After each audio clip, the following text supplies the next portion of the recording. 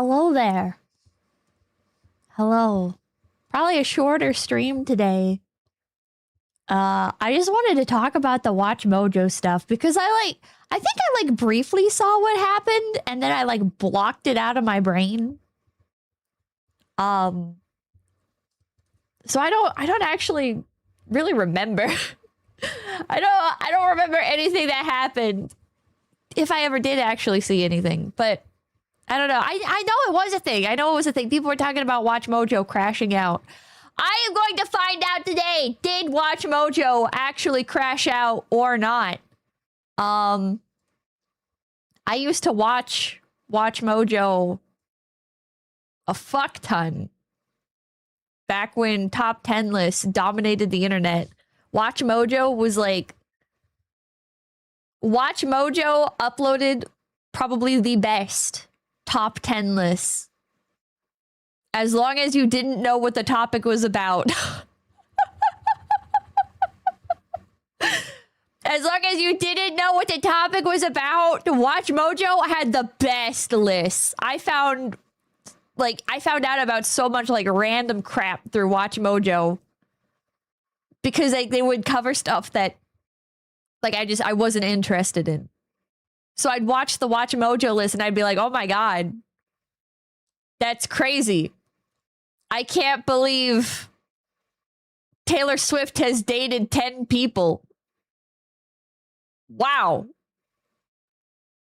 And you ranked them? This is awesome. I'm learning so much. Stupid shit like that. And then if you did enjoy something generally, it'd be Watch Mojo's top 10 the movies of 2012, and you're like, wow, I didn't even know that movie came out in 2012. This is awesome. The nostalgia of top 10 list. It was Watch Mojo, and then does anybody remember his name? There was this bald guy, and I think he would upload these top 10 lists, but it turns out he was stealing them from BuzzFeed or something like that.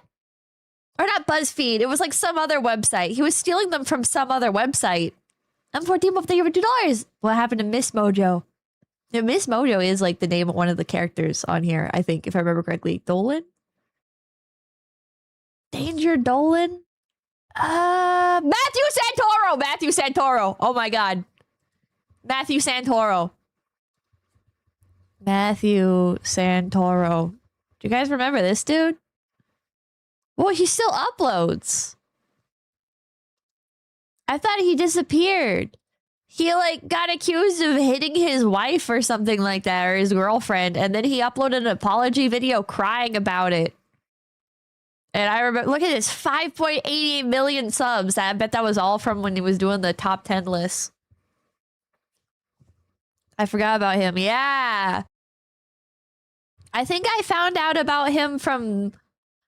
Oh, I don't remember his last name, but there was this other channel that I would watch. His name was Rob something? Rob Dyke? Was it Rob Dyke? And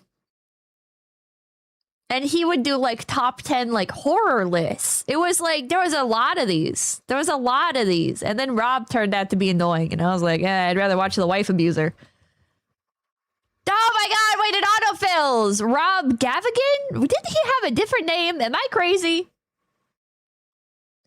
Talk about the top 10 moldiest VTubers. Or am I confusing him with somebody else? You can't say that. It's a regular last name. I'm not saying a slur. It's a regular last name. Like Dick Van Dyke. Oh, he changed it to that. Okay, so his name was different. Yeah, it was different. That's why okay. Brave SJ, thank you. Yeah, I think I would change it too. I don't think I want my last name to be Dyke. That's kind of unfortunate. But yeah, these two used to collab a lot. I think, if I remember correctly. Oh yeah, Nicole Arbor. Oh my God. So many names I haven't heard in forever. Help is Magnus. Thank you. Greetings, my Kamiyoshi brings you to the stream. To stream in the day of our Lord. Well, it was America's birthday yesterday and I didn't want to overlap.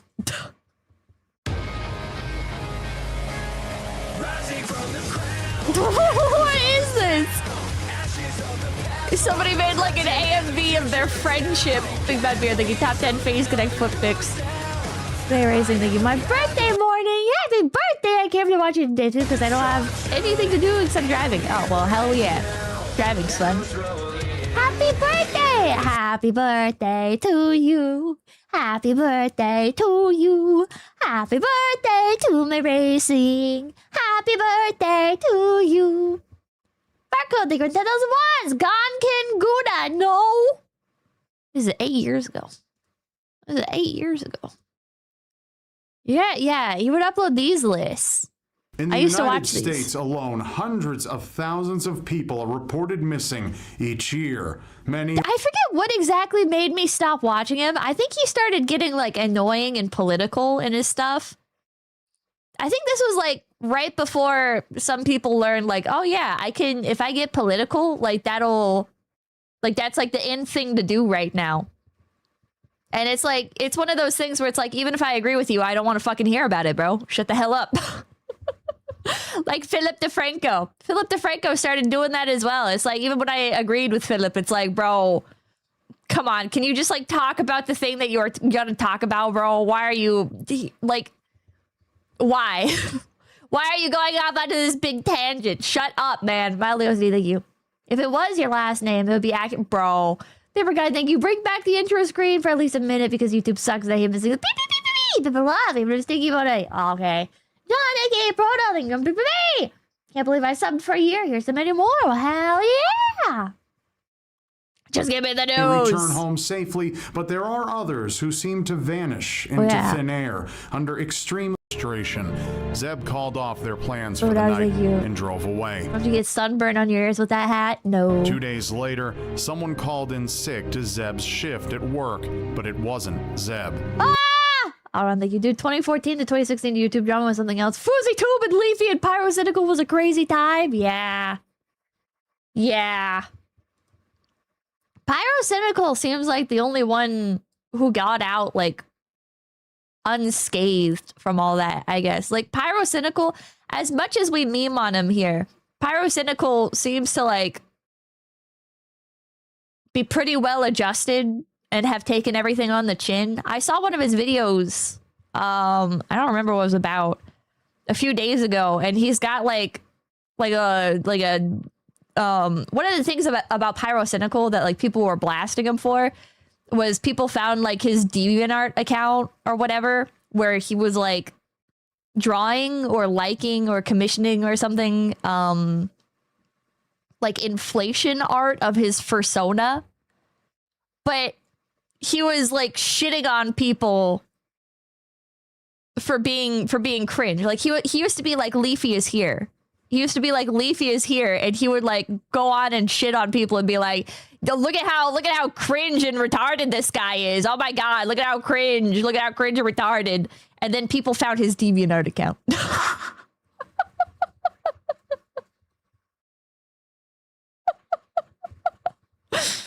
Now who's the cringe retard, Pyrocynical? But now he just does, like, regular drama stuff.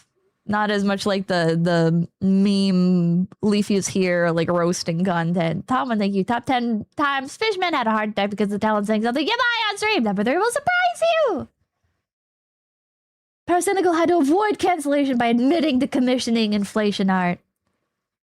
It's we live in a world, chat. We live in a world. It is over $5.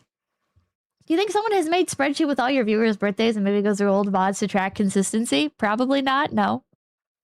Probably not. Kind of miss Keemstar. I miss Keemstar, but Keemstar started getting, like, a little bit too lol-cowy. Keemstar started getting, like, a little... Keemstar was kind of overstaying his welcome, I guess, in my opinion. He, like, rolled around in the dirt too much. He damaged his brand. Keemstar was never good. I think Keemstar was briefly good. I think when Keemstar, like, embraced being a fucking insane shit poster and, like, back at, like, the height of Drama Alert, Like, he would just bring on the most insane people and like fucking go back and forth with them and like listen to what they had to say. And he would bring on people that had like just the most insane controversies, like people that everybody else like wouldn't touch, people that had like become like Lord Voldemort-esque figures. Keemstar would just bring their ass on to his fucking channel and talk to them. It was awesome. Cards at them, thank you. Jim is still going strong. Fingers crossed for him. I believe in Jim. I believe in him. He is the chosen one. Honestly, post 2020, he fell off for me. Didn't he bring on Lion Maker? He did bring on Lion Maker. He brought on the guy that allegedly touched kids. That was the Lion Maker controversy. I'm saying allegedly. I don't know if Lion Maker touched kids, but that's what people were saying. And Keemstar brought him on, and Lion Maker crashed the fuck out. Lion Maker crashed the fuck out on Keemstar's channel. It was awesome. Oh man. That was like not even allegedly. Did he get prosecuted? Did he go to jail for it? Wasn't he arrested? Was he? Wasn't he convicted? I'm still gonna say allegedly to be safe. But yeah, anyways, for a brief period of time, Keemstar was awesome. He was fucking awesome. And then he started crashing out too much. It's like, nah, go back. It was funnier when you were bringing on the insane people. But yeah. Matthew Santoro, top 10 channel. Not my personal top 10, but I used to watch his top 10 videos. I don't even remember what he made them about.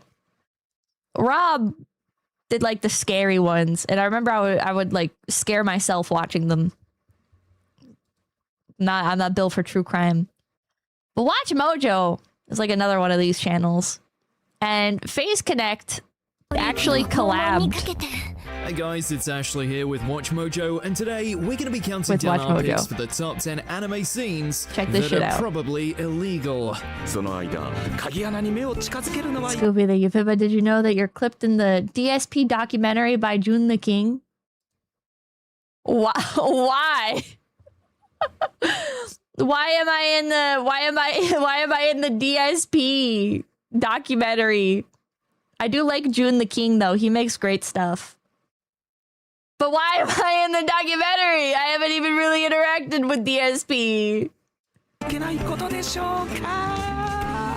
Yes, for this list, we're going to be looking at moments across anime that would because I most rated likely him. have resulted in the participants getting cuffed, charged, and jailed. And we won't be You're passing part of history judgment now. Yay! alone. We've teamed with some of the awesome... I couldn't watch this video back then because it was too cringe. Sorry, Pips. Oh, okay. Mildly OCD, thank you. Keep another commentary. People serve a necessary evil. Calling people out on their shit. They're the scavengers to the internet ecosystem. He's just not very good at it. Folks at Phase Connect, and are delighted to have Phase four of their Connect. VTuber That's superstars me. join us Oh for my this god, video. I'm so bright. And as always, if there's an anime list you want to see, go to my Twitter at @𝐴shJBo and let me know. Ashelia Rinkou, checking in. Hello, it's your resident dumpster diving trash bear, Fujikura Uruka. Usually here to break your ears, but hopefully not today. Alright, let's get into it.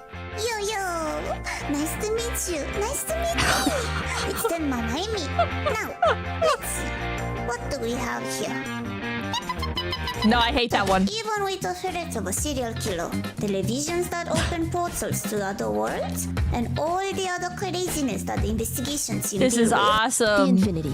Now, I'm not a skater, but I suspect that when participating in a skateboarding tournament, beating your opponent's face in with a board point This is blank awesome. isn't considered Wait, a sick who trick, covered as it is JoJo? gross bodily harm.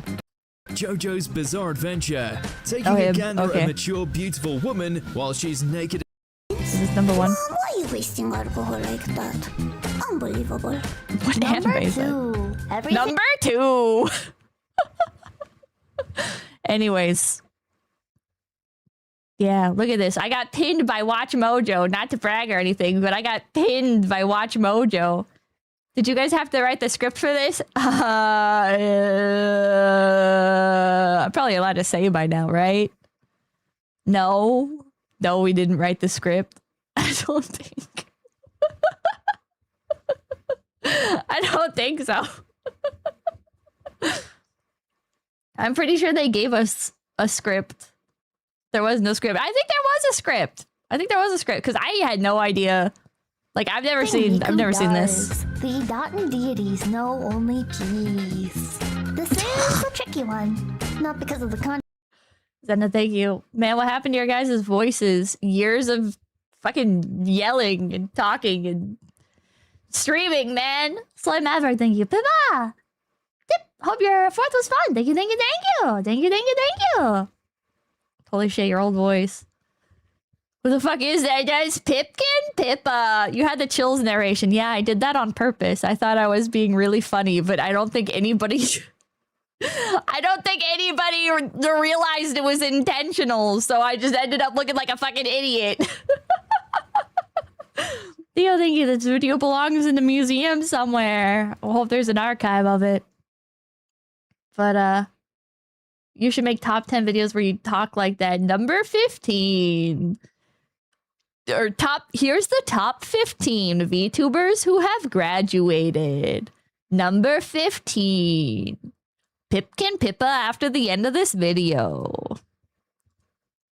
Anyways, let's close out these tabs. But yeah, Turkey Tom uploaded a video talking about the Watch Mojo stuff. So I figured let's give that a watch. Critium, thank you. Pipper, Pipteen, Pipper, Ping, Put, Pettis. Pumber Pipteen. She had a good run. Bro, don't give me a reason.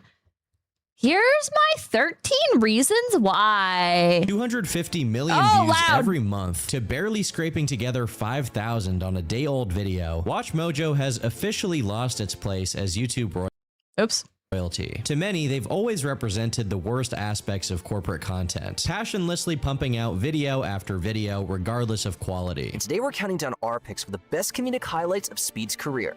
Bro, oh my god, what is... Despite the complaints... Can I defend Watch Mojo? I'm not just saying this because 4 years ago we collabed with each other, all right? I've never spoken to these people. I think people schizo out a little bit too hard about corporate content on YouTube. I'm gonna be honest. It comes off as very, like, whiny to me. I think part of the appeal of YouTube is that anybody can upload. So if you don't have, like, the corporate style content, if you don't have, like, the news outlets and stuff uploading to YouTube, it feels less like a diverse pool of content, and it feels more like, how do I say this? Like, maybe more like a social media platform. But I guess even social media platforms have a bunch of, like, corporate content on them now. But, yeah, like, people crash out about Mr. Beast. Like, 𝐏𝐴𝐶. Well, 𝐏𝐴𝐶 didn't, like, crash out, but he was like, I think Mr. Beast is ruining YouTube. It used to be about the fun of it and the love of making videos. And it's like, I don't agree with that. I don't actually agree with that. I think people have always wanted to monetize their content. Not everybody. But I think it's always been a pretty sizable chunk of the larger creators. Like, I remember people selling t-shirts and shit back in the day. I remember, like, I don't know how many of you guys remember this. I don't know how many of you guys were, like, actively using YouTube during the time, but do you guys remember, like, when the first, like, big sponsors became a thing and it was Mio? It was that fucking water flavor enhancer. And all of, like, the big channels and stuff were promoting Mio. Do you guys remember that? Peppo Music, thank you. Excellent unbiased point from a Corpo VTuber. Here's some money. Thanks, man. Barcode, thank you, 5,000. Corporate pet Pipkin Pippa Lamau. Oh, that one. Mio is good. It's alright. It's not that good. But I don't know. It's like, I feel like people will always monetize I think it's... I don't want to say that it's like jealousy. I don't think it's jealousy. I think it's like, I think it's kind of snobbery, I guess.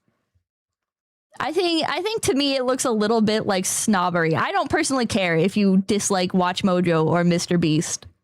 I don't watch either of them. But I don't know, it's like, I guess to me it feels like a little bit pretentious. It feels like a little bit pretentious. It's like, there's definitely some channels that have been ruined by becoming like super corporate and stuff, but I feel like commercialization's gonna happen regardless. Jack made his money, only then did he complain. I don't know, maybe he was complaining even before that. I've never been like a very big Jacksepticeye fan. I'm gonna be blunt. I'm not making any friends here. I'm gonna be blunt. Jacksepticeye was the channel that I would watch when the Call Me Kevin video ended and it autoplayed to the next Irish person. I know, it would be either him or RT Games, like whatever one came up next.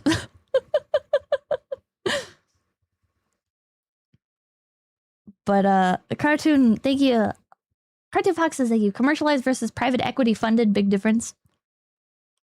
Watch Mojo pushed it a lot. Most of their shit is mass-produced, full of AI, extremely repetitive. Back in the day, it was not AI, but it was extremely repetitive, and it was pushed out like fucking crazy. But that kind of content doesn't offend me. I don't understand why you would be offended by it. Like, if the content is not for you, then it's not for you. It doesn't damage the platform by it being on there. If anything, when you think about it, it makes the platform better in terms of like everybody being able to get advertisements and shit. Because if these people are like the face of YouTube, then brands will look at it and be like, oh, this is harmless. Oh, we don't have to worry about like Let's Players or whatever that are casually using slurs, or like we don't have to think about like the beheading videos and stuff that used to be around all the time. Bash Kapipi, thank you. There's nothing wrong with making money for your work. The problem is when it's seeing that money can be made, the slopification begins. But Pippa literally wants slop on YouTube. I do literally want slop on YouTube. I want everything on YouTube. I want YouTube to be able to have everything on it. Bring back piracy on YouTube. Why do I have to go to Internet Archive for that now? This is fucked up. Put it back on YouTube. Baron Munchad, thank you for the Prime. I still remember I watched the grapefruit trick on YouTube. What is the grapefruit trick? Do it, Pippa. Become the sloppa. I think Internet Archive has become my favorite website. Off topic. Sorry, I'm going on a tangent. I think Internet Archive has become my favorite website. That fucking place has everything. Look it up. Uh-oh. No, I watch it. I don't think I want to watch it. I don't think I want to watch it. A Pickle Cucumber, thank you. I remember when My Way Entertainment, I'm the Juggernaut, were huge on YouTube before the original stuff was all taken down. Grapefruit, like, I don't think I want to, man. I don't think I want to. It's kind of goated. Internet Archive is the greatest website of all time. They managed to maintain their status as one of the platform's most popular for over a decade. Internet Archive is sponsored by BlackRock. Well, I guess they're not doing everything wrong. With an office of full-time employees and a dedicated viewership that kept up with their upload schedule. Today, however, their numbers have dwindled to a fraction of what they were. Their CEO is having mental breakdowns at his critics and using tragedies to promote AI-generated music. All what? While the empire he built is slowly but surely to promote AI-generated music. Using tragedies to 10 YouTubers who made videos. Wait, is this still on the channel? Jackal, thank you. Shout out to Machinima, the OG Corpo Slop channel. Okay, Machinima sucked. Machinima sucked. Here's why Machinima sucked. Because Machinima was not like its own corporate entity pumping out slop. Machinima signed on a bunch of other creators with predatory contracts. So they weren't uploading on their own channels anymore. They were all uploading to Machinima. And then they would like delete shit whenever they wanted. They would they would be assholes to their creators. Like they sucked. That's the ultra greed. That's the ultra greed. People like Watch Mojo, who cares? They're pumping out their own slop. They make their slop, they pump it out. Who cares? Machinima signed on other people. Xena, thank you. Machinima. Mr. Air, thank you. Machinima literally didn't pay their people, yeah. It was a quote-unquote talent agency. Many such cases. Top 10 YouTubers who knew they were dying. Oh my god, it still exists. And then they did the biopsy 3 days later, and then I was like, all right, let's go. Welcome to Watch Mojo, and today we're exploring the most heartbreaking times when— Dude, they got Onision for this. They got the love child of Onision and Shane Dawson. Look at that. beloved YouTubers continued making and releasing videos despite having terminal illnesses. Yeah, Ed now has to animate from a bed while he goes to this bout of chemotherapy. Wasn't something called The Station at one point? What? Bunny Man Jr., thank you. Love your stream, Peppa. Also, after this video, can you look up Big Green Dub? Nope. The king of chemo. Ever for running a marathon, but right now I am walking the Paris Marathon. In 2019, Ian Ward took part in a medical trial. As part of it, he had an MRI scan of his head. So I went in to do an MRI and they found that there was a tumor there. And so then... I mean, this is all like publicly posted content, right?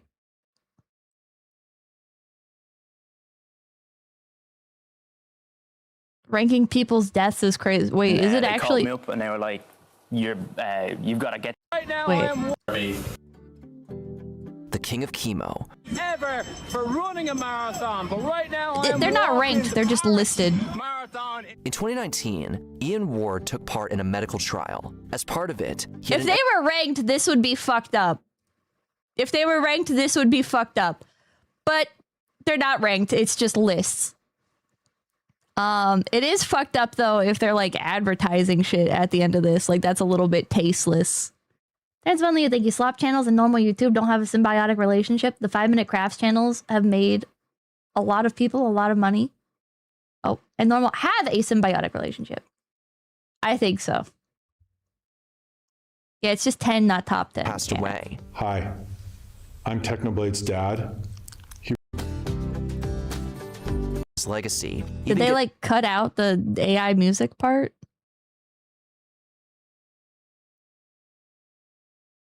For context, the video was intended to highlight the final public messages of individuals who knowingly shared them with the world before passing away. We did not rank the entries or seek to sensationalize them. Our goal was to present those messages and the stories behind them. That said, we understand that some viewers felt differently about the topic and its presentation. While YouTube did not flag the content and the video was approved through our normal publishing process, we have since added a Mojo Gives designation, which in hindsight should have been included from the start. I agree with that. We identify charities and pass all proceeds to pertinent causes. I also recognize that some viewers took issue with the comments I made elsewhere. No disrespect was intended. Okay, well, we haven't gotten to that part yet.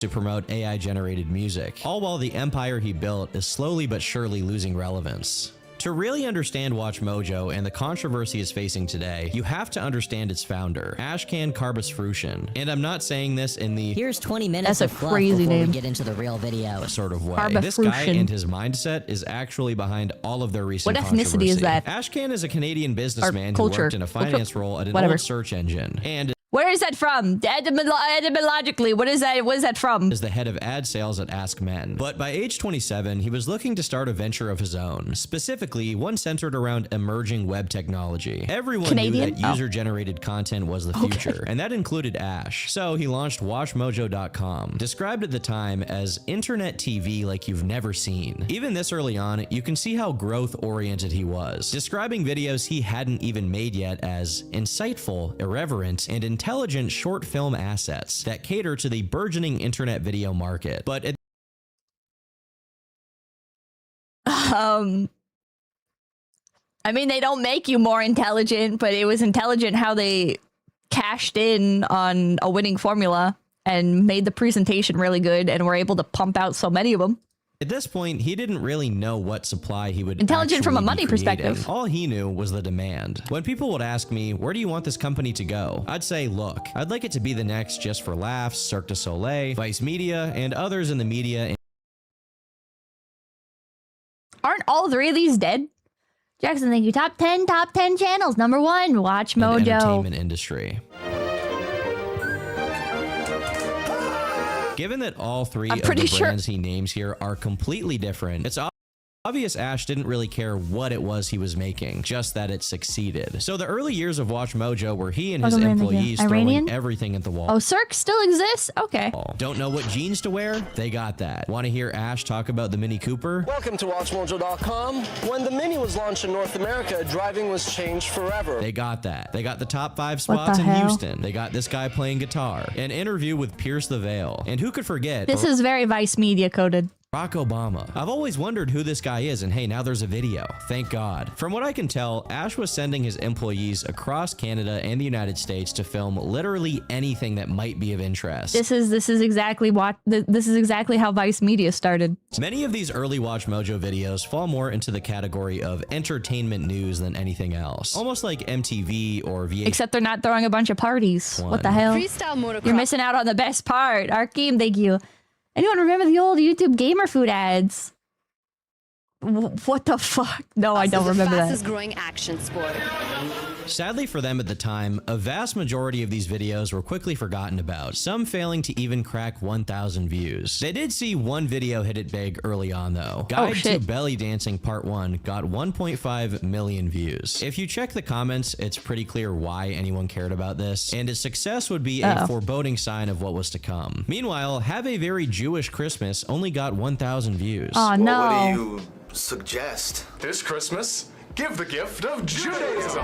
Dreidels to get them spinning with excitement. I don't know why people wouldn't be interested in how the 𝐒𝐶𝐿𝐷im get down on the birthday of their biggest op. Seems like a pretty interesting video to me. But regardless, Bikini Village Fashion Show, 250,000 views. The History of Santa Claus, literally 1/100th of the views of their next upload. Bra size, how to measure your bust. At this point in time, more than ever, the formula. Viral videos were much more of a thing than they are now. Today, people have figured out how to systematically farm viral clips. So the idea of one truly viral video has kind of fallen to the wayside. But back then, because the scope of the internet was much smaller. It's so crazy. Like, what makes something viral in this day and age? Like, he's right. There is no such thing as being, like, definitively viral. Like, everything's viral. Everything takes off absolutely massively. Everybody's fucking turned on to the internet all the fucking time. There is no overall virality. Like back in the day, it's like there would be a big thing that popped off, and it's like even like some normies would know about it. It's like, oh, Gangnam Style, Charlie Bit My Finger, fucking oh god, what were some of the other ones? I feel like those were the two really big ones that popped off. Hamster Dance, Peanut Butter Jelly Time. Vice Royal, thank you. Sorry, Pippa, can't watch the stream today. There's a bra sizing video I need to watch. Okay. The fucking video of the people laughing on a Skype call or whatever, like how laughter is contagious. Boomers love that one. Cartoon Foxes, thank you. Viral is and always was breakout into the normie sphere. What did the fox say? Yeah. Salad Fingers, yeah, Coney 2012, like those were viral sensations. Chocolate Rain, yeah. Harlem Shake, yeah. Remember, thank you. The bird is a word, Pippa, another old one. Oh my god, Family Guy. Nuba Nuba and Star Wars Kid, there was a lot of them, and there was like scales to the virality as well. But like, if you like. There was broke out and like normies are aware of it and it's like getting mentioned on the news, and then there was like viral amongst internet denizens where it's like, okay, everybody who uses the internet actively knows what this is. Like Leroy Jenkins and Boxy, I think those are like viral for the internet. Chocolate Rain is like viral for the world, or for At least in America. I don't know how viral shit went outside of it. But anyways. But nowadays, it's like something will have 10 million views, and I'm like, I've never heard of this in my life. What is this? This has 10 million views. I don't even know who the fuck this is. They have 20 million subscribers. Cars are them, thank you. Thank you for the $2. Did you ever watch Homestar Runner? I did not. Do you guys remember when T-Series like was about to surpass PewDiePie and everybody was caught off guard? They were like, who the fuck is T-Series? There's literally no way this channel is as successful as it is naturally. They have to be botting because there's no way. There's literally no way T-Series can be this successful. We would have known about it. But it turns out that they just are. That they just fucking are because the population of India is fucking insane. So that shit was like Indian Vivo. So I was like, oh, okay. There's a whole other world out there. There's seriously a whole other world out there. Population density mogged, yeah. T-Series was Indian, yes.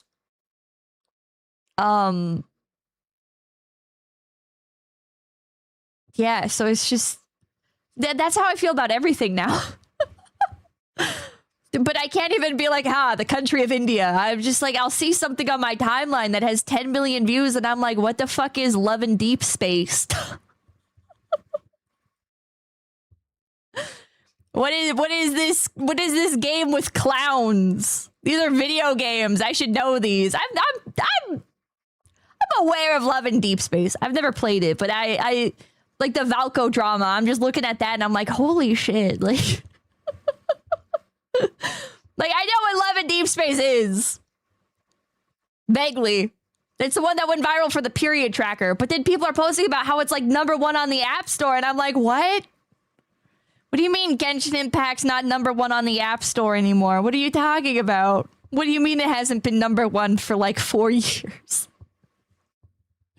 What do you mean Love and Deep Space has like massive fucking convention appearances and everything? And they're like insanely massive to the point where like the fans are sending feces and stuff to the fucking headquarters because they're so mad about some fucking character that came out or didn't come out.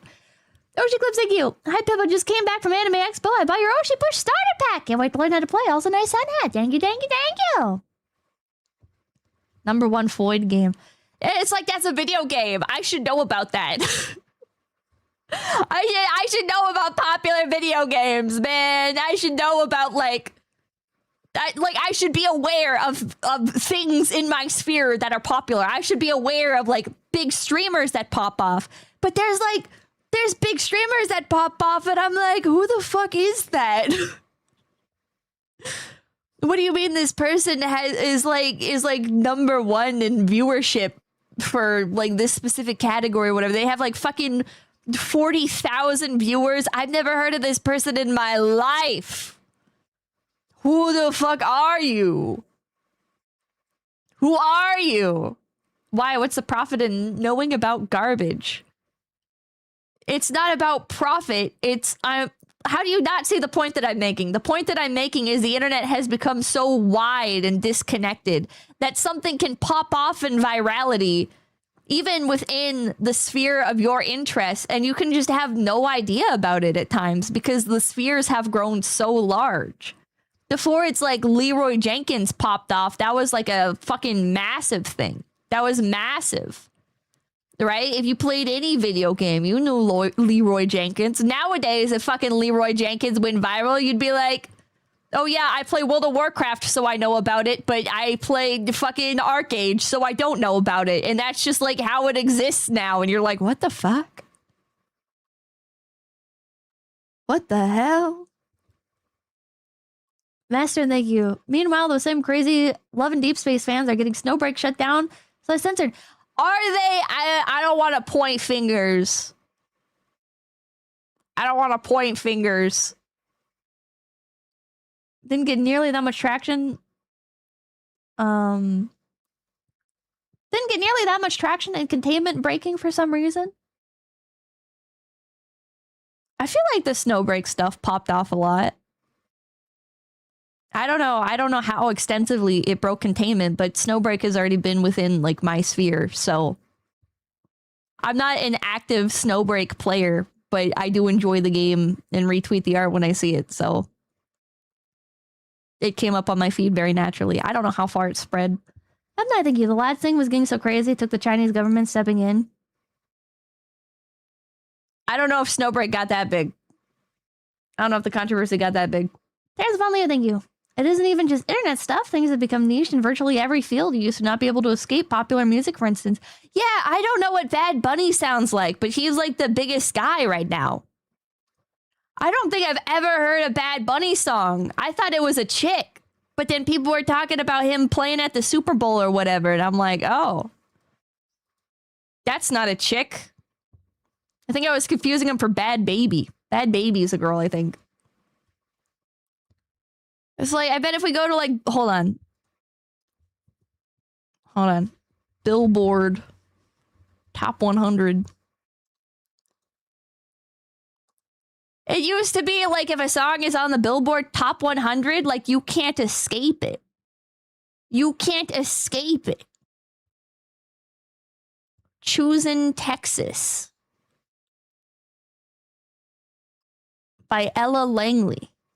Hold on. Have I heard this before? 52 million views! Ah, I skipped it. Hold on.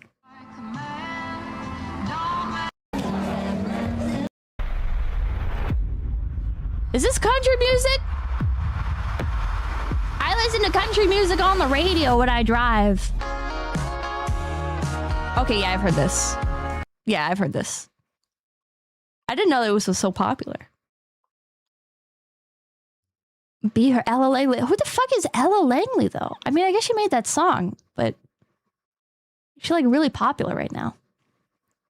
I Knew It, I Knew You. Well, this is from Disney, so.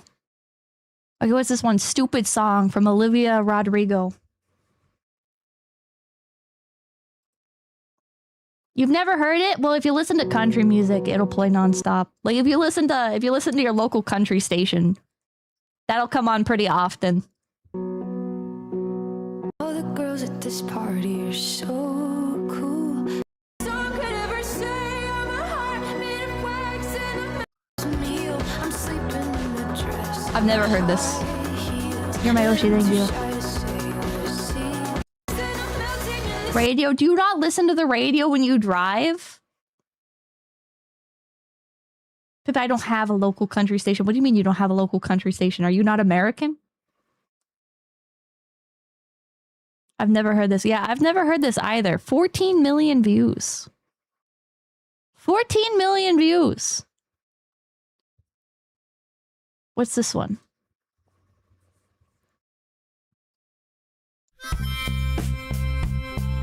I remembered I loved you. Came back when it mattered. I saw you standing there in the light. I've never heard this. All you said was hi. And I remembered I loved you when we said goodbye.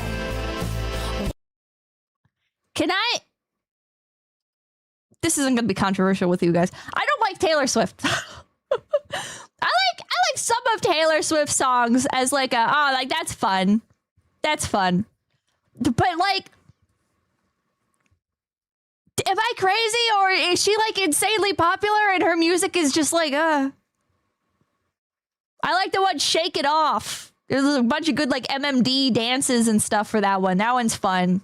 People made a lot of good memes of Shake It Off. But all like the new songs, I'm like, what is this? Nicole, thank you. I just listened to Pippa the Ripper on repeat. It's all insanely popular. It's insanely popular. And I'm like, bro. Hold on, let me show you guys.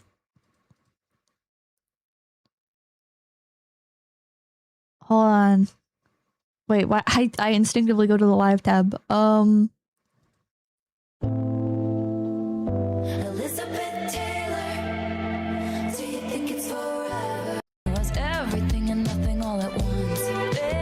This is the whole song. This is what the whole sound sounds like.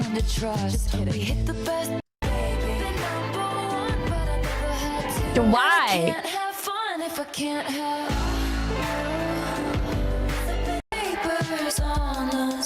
don't get it. Gorky, thank you. No radio for me. I listen to podcasts or watch VTubers. I have no idea what songs are popping off. Oh. I don't get it. I don't get it. Drake, Janice, STFU. I don't know. What else has Drake made? I know he's really popular. Miliana, it's been so long since you texted me. I finally. Miliana, like Millie Bobby Brown.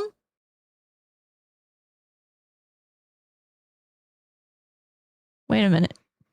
Is this about that child? It's with necrotic that you. I genuinely hate country music. Well, you're wrong.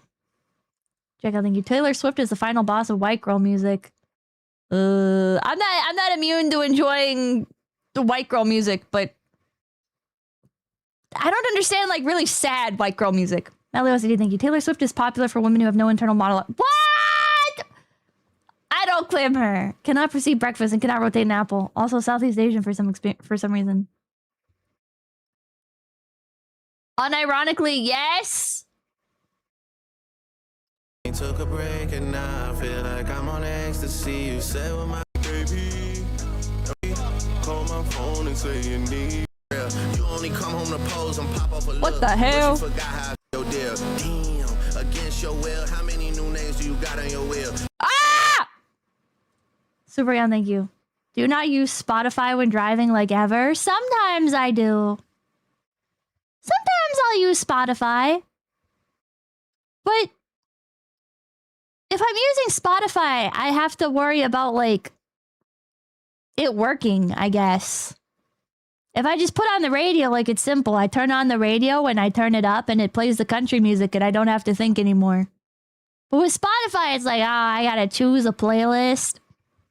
I gotta make sure the cord's connected and everything. If I'm using it for navigation, that means I gotta have, like, the fucking Spotify shit, like, popped up while I'm trying to use Google Maps. I don't know. It's just a lot. My phone's not very good, so it lags if I have, like, too much shit open. You use cords? Yeah, I use cords. Cord. My car doesn't have Bluetooth, bro. I mean, it used to at one point. It doesn't work anymore. My truck doesn't have Bluetooth at all. Like, my truck, I cannot listen to Spotify. I have to use an aux cord. And I'm like, I'm not going to do that. I'm not going to fucking use an aux cord in the truck. I'm going to turn on country music like God intended. And I'm going to drive with the windows down and make it everybody else's problem. Jim Rollins, thank you. Taylor Swift is a white girl on Piano Queen. What? Nico Pole, thank you for the 5. I download my Spotify playlist and only listen to ones I made because Spotify puts in AI songs otherwise. I haven't had that issue. Oh my, thank you. I have over 900 MP3s I are hard or downloaded from YouTube, and it's only music I listen to while driving. Oh, JCM, thank you. I don't make Spotify playlists. I just have one thing with over 4,500 songs and hit shuffle. That's psychotic. That's psychotic, dude. What the hell? My truck doesn't even have air. No. My truck doesn't have a phone mount, so whenever I need that, this is probably not safe, but whenever I need to, like, I don't even have my truck anymore anyways. Maybe eventually I'll have it again someday. But whenever I needed to navigate while driving it, I would just put my phone in the cup holder. I would put my fucking phone in the cup holder and I would have to, like, glance down and be like, ah. And I turned it all the way up. I turned my phone all the way up while Google Maps plays. And it sits in the cup holder. Thank basically $5. I love rap, but I can't stand Drake, man. My manager played him nonstop for 5 months while we never talked. Oh. Phone holders are $20 on Amazon. You know, phone holders are $20 and they're going to be $20 more when they break after like a week. Link Shell Vendor, thank you for $10. I live in a bubble where all I listen to are mixes of Kanye x Evangelion. What the hell? Your truck doesn't even have an engine. True. Yeah, the cup holder is free, bro. The cup holder is free. Every fucking phone holder breaks, man. They all break. Xada, they were $2. Nice hat. Thank you. I put my phone in the cup holder too, but I only use the sound. Sometimes I have to like glance down. My phone's like on a delay. The GPS doesn't work. I should get a new phone. The GPS in my phone doesn't really work. I mean, it works, but it has like a delay. So like, I tested this. Sometimes it thinks I'm like somewhere else entirely. It'll think I'm like an hour away. I don't know why. But in general, like my phone gives instructions like 10 seconds later than like my mom's phone. So it's like, oh, I need to like see what the upcoming road looks like, because otherwise I'm cooked. Otherwise I'm cooked. Oh, thank you for $10. After the first 2 weeks listening to music while delivering pizza back in the mid-2000s, I got sick of it and have not listened to radio music while driving since. I just talk. I do have some select CDs. Don't you ever like, you don't like change the station? What do you mean you got sick of it? What do you mean you got sick of it? Toby uses a Galaxy S3. I have the Fold 10 or whatever. 10? I don't know. I have a crunchy phone. Wait, it's been a while. Wait. Oh, wait, where did I put my phone? Here it is. Wait, listen to the sound my phone makes when I open it.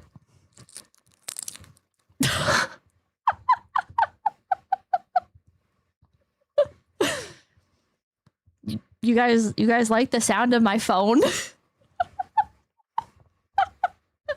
The Galaxy Crunch.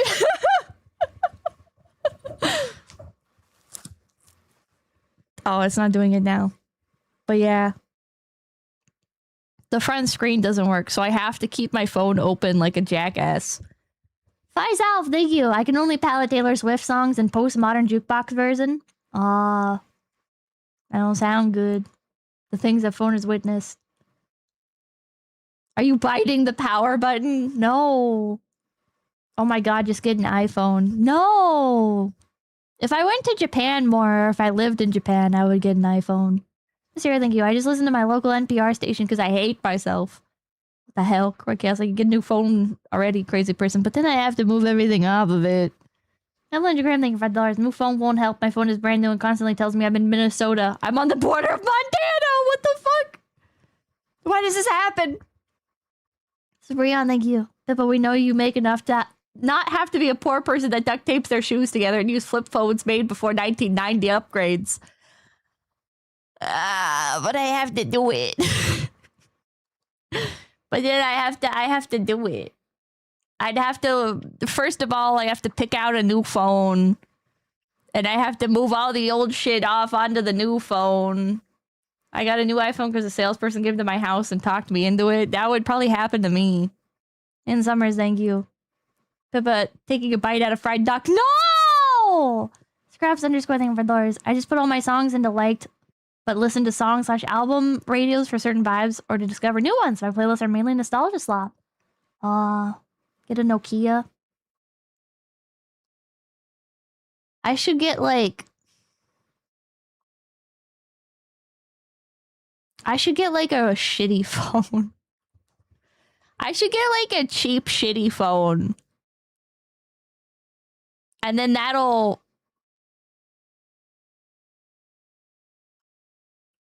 disincentivize me from like using it for games and stuff. I like overload my phone with games and shit that I never use. One spaghetti, thank you. Pippa, new phone fund. I don't need new phone fund, but thank you. Thank you. I appreciate it. Silver Dogs, thank you for the $2. It's not that Pippa's poor. She's just lazy. I'm just unmotivated. The politically correct term is I'm unmotivated to do things that better my life. Penguins, thank you for $5. The hat is so cute on you. Glad you're finally female. I've always been female. AK Blackfoot, thank you. Shitty phone mention. Get an 8-year-old Android. I don't think the UI would work on it anymore if I did that. Pip is literally me, for real, for real. Do you guys ever, like, sometimes you're like, all right, I'm gonna, like, step outside and that's gonna invigorate me. I'm gonna feel like actually doing something. And then you step outside and you're like, I'm gonna let my issues pile up. Never mind. But the sun feels nice. Xada, thank you. Get an FLX 1S plus Linux phone so nothing will work. What the hell? 𝐿𝐴𝐻𝐿, thank you for the 5. You should get one of those old school flip phones that have the giant buttons for old blind people. No, I shouldn't. Private kid, thank you for 10,000 watts. We have a new phone fund. Hey, you. Thank you. Phones cost an arm and a leg anyway, so why bother? They do. They're so expensive. They're so expensive. Why are phones so fucking expensive? Like, if I go to Amazon and I type in, like, Samsung phone, $464. Akabanga, thank you. You might be envy, but you are truly Slav. Why are some of these bitches $1,000? What are you fucking people using your phones for? Mine was expensive because it fucking folds open, but like, beyond that, ooh, Motorola Razr. That looks fun.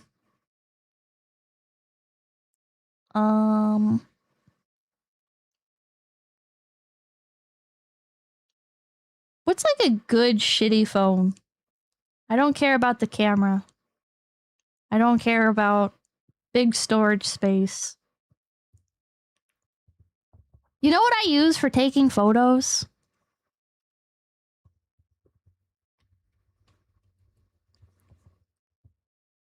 I have one of these. This camera is called the Kodak Charmera. It's a tiny keychain digital camera that actually has a lot of interesting features. It comes in 6 different colors along with a 7th transparent one. If I want to take a photo of something, I use these.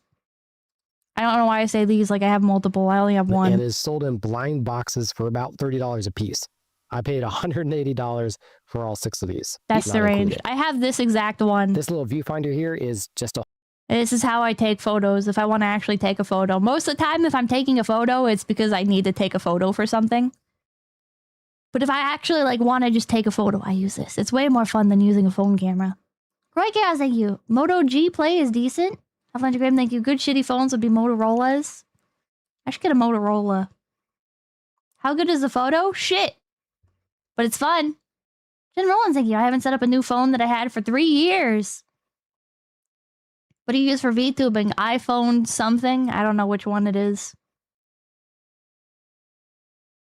Gold iPhone 6, 80 bucks. I am not switching to iPhone. I would rather die. Moto G Play is 130 bucks. Works better than my old Pixel. Hold on, let me look this up. Moto G Play. Oh my god, it's $200. Chad, I think I found my next phone. Oh my god. Can I play Pokemon Go on this, though? Ah, man, the tan one is $400. What the fuck? I'm not paying that. And Summers, thank you. The 2025 Galaxy A17 5G is $200 and has an SD card slot. XP, thank you for the $5. I brought a Charmer to FaceCon. Timestamp was wrong before FaceCon, and the screens of the meet and greet were too bright to see anyone. Fun! Well, in that case, you could pull out your phone camera. It's not... This is not a perfect camera. It's a for fun camera. Get an Xperia. Sword Dogs, thank you. The sad thing is a used iPhone is better than 90% of new Androids. You all know it. Nah. El Patano King, thank you for the $5. I still have my dad's Sony point and shoot, JVC digital camcorder, and Panasonic VHS camcorder. Hell yeah. You still play Pokemon Go? Yeah. I think of it as an investment into my Pokédex.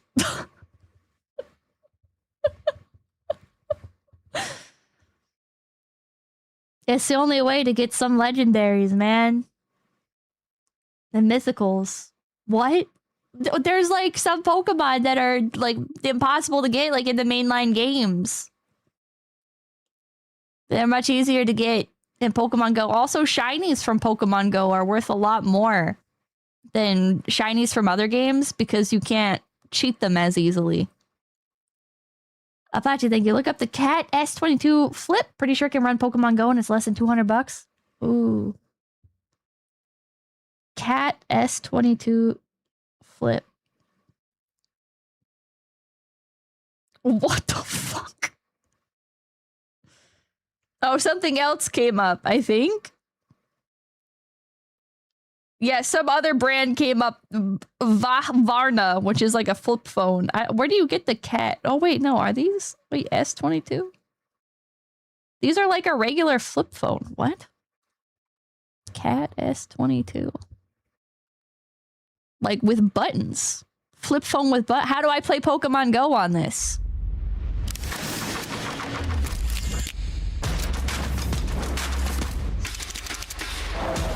Can I play Pokemon Go on this?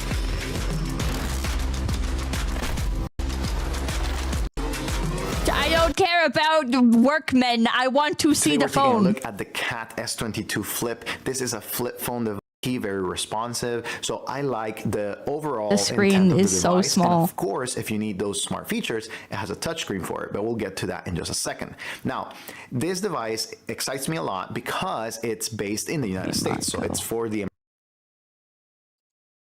Hello and welcome to Dumb Phones UK. My name's Joseph. I look at expect it to be on this phone, so let's just wait and see what it comes back with. Jason, thank you. I remember when Pokemon Go first came out, some guys in the military were getting in trouble for using the camera feature and posting Pokemon with secret stuff in the background.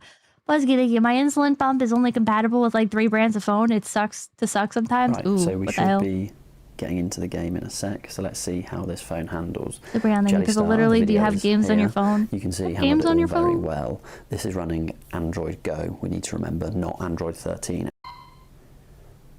So it is a bit laggy.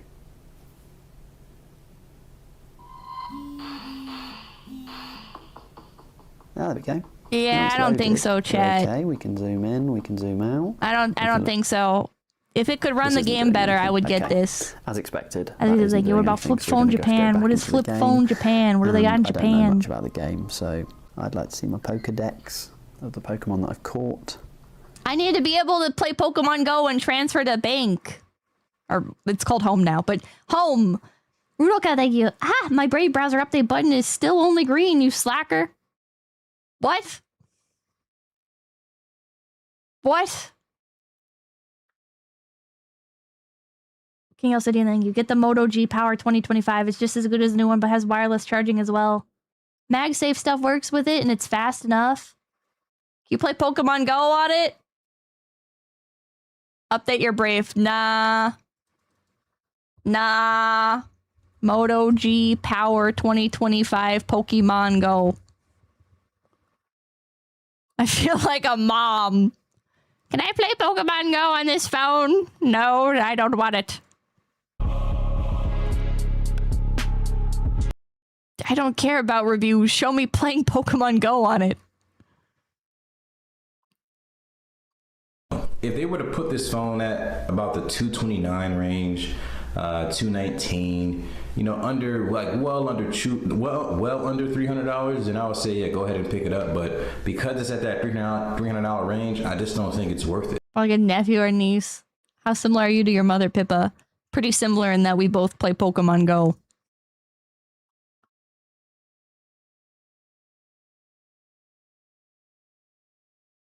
That works, but Chatter will have to download to prove it to her. I have the 2021 version of this. You drill hole camera? Bro, who cares? Who cares? It's a shame that the flip phone doesn't play Pokemon Go better. Because I probably would pick that up. I like buttons, and it's only $151. GC didn't think if you want fat chud phone, look at the 8894 tank.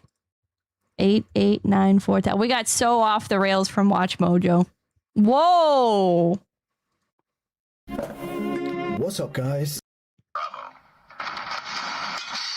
Yo, I think this would play Pokemon Go.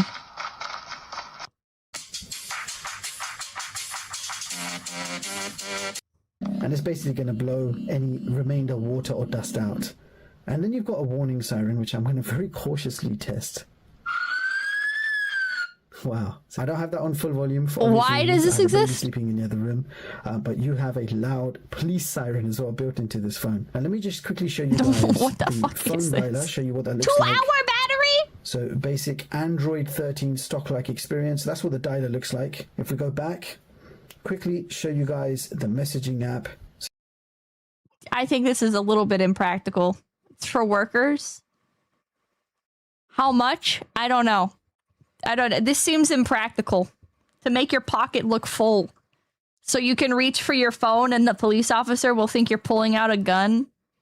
As a power bank built in.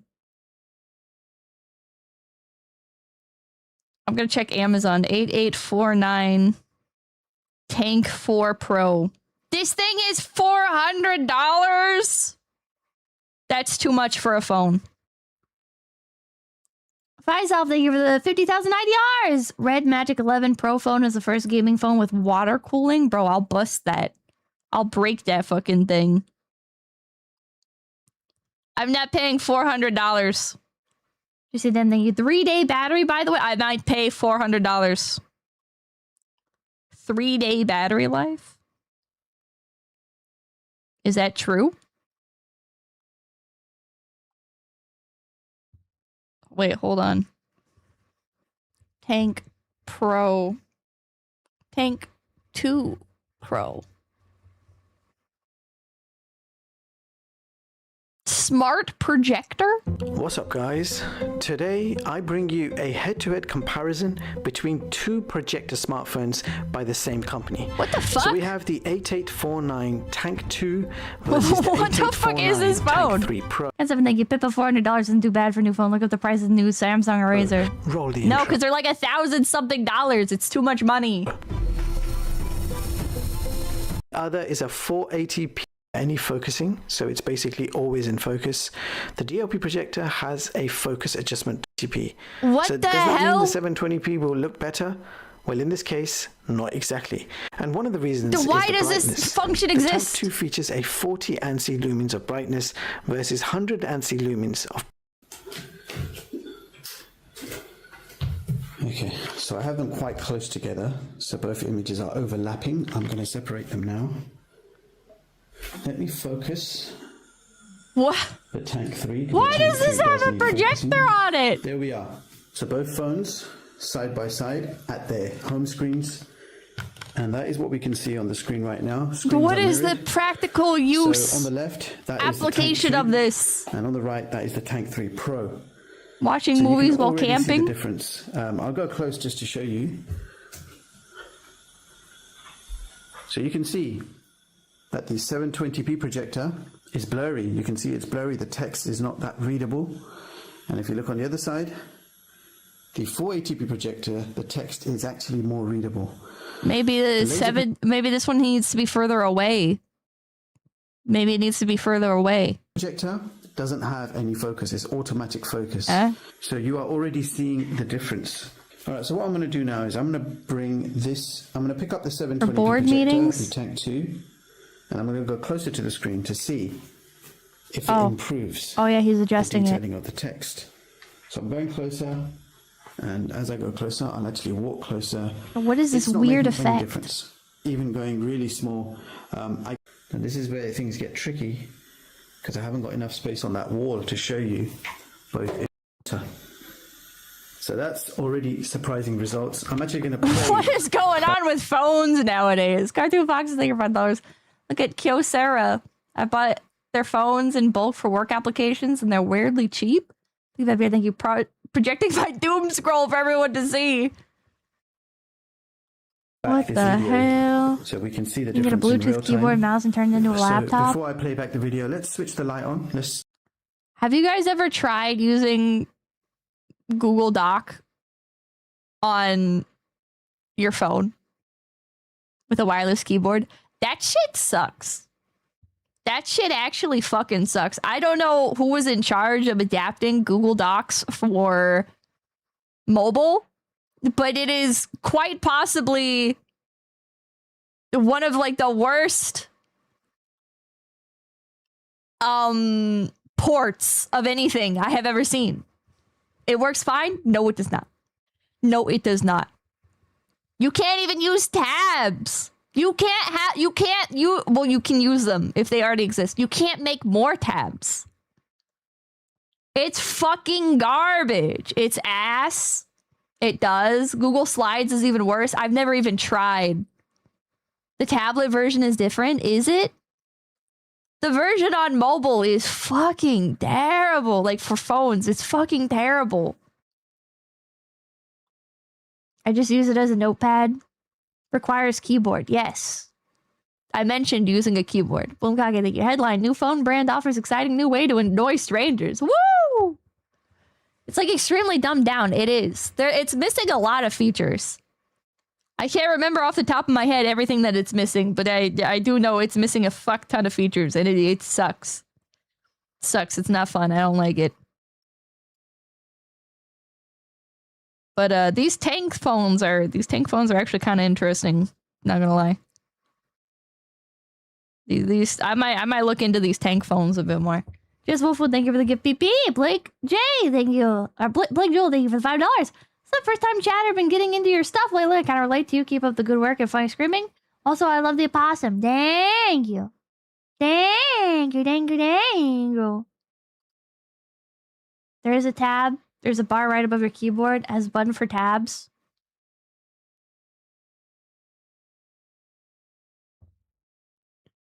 Google Docs tabs, not indentation tabs. You can tab for indentation. You cannot use the Google Docs tab system that like segments stuff. Virgo and Bobby, thank you for the big baby. Can you play NTE on projector phone? Maybe.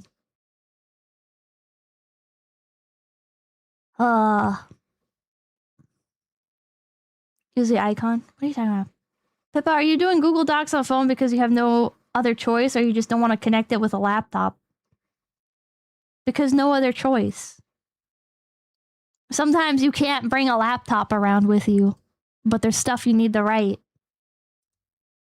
Smaller than we it is got now. 4 minutes into the Watch Mojo video. Let's go And back much to it. less prepared for someone looking to spam their way into success, Ash and his company found some very brief reprieve in these gooner bait videos. Thanks to these popular outliers and the sheer volume of content they were releasing, Watch Mojo managed to rack up 13 million views in 2007 and 28 million in 2008. Unfortunately, Those are their insane foray numbers. into Middle Eastern dancing content wasn't enough to make the business profitable. Despite an initial investment of $250,000, Watch Mojo failed to make money in its first 6 years of business. At the time, they weren't even making money from YouTube ads, instead licensing their content to other companies like Yahoo, AOL, and Hulu. But even with that, the money simply wasn't enough to keep the business afloat. Ashcan reportedly took out a second mortgage on his house just to make sure the few employees he had got paid. He did try shopping around the business to investors, but no one cared because he didn't have a strong vision for what his company would be. Watch Mojo was just making anything and everything without a clear focus. Despite the setbacks, their CEO was determined to make it work, and by 2011, they began experimenting with the formula that ultimately made Watch Mojo a household name. Welcome to WatchMojo.com, and today we'll be counting down the top 10 alien invasion movies. In the early 2010s, list articles or listicles were all the rage. Outlets like BuzzFeed, Gawker, and the Huffington Post would crank out easy-to-digest articles of every single subject. You slap together some factoids or characters or items and grade them on a scale of 1 to 10. Anyone looking up the search I was one of the dumbasses consuming this slop.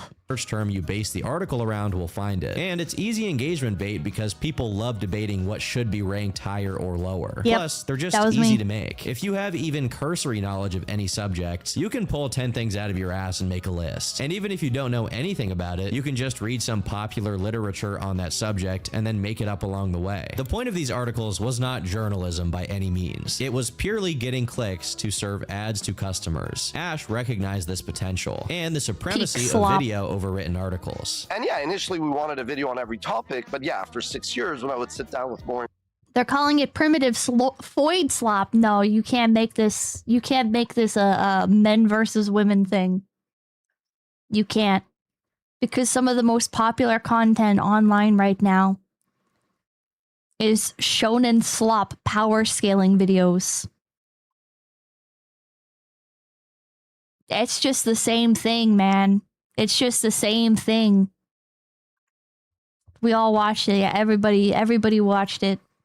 experienced people like in New York or LA, they were like, it's impressive what you've built, but you lack focus. We said, we're going to focus on pop culture because these kids that were reading comic books in the 80s are now decision makers on Wall Street, Hollywood, Silicon Valley, and Madison Avenue. So from 2012 to 2013, the sole focus of Watch Mojo became combining the list article.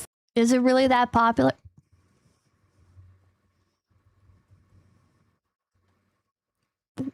FNF Friday Night Funkin'. Oh no, this is like a song.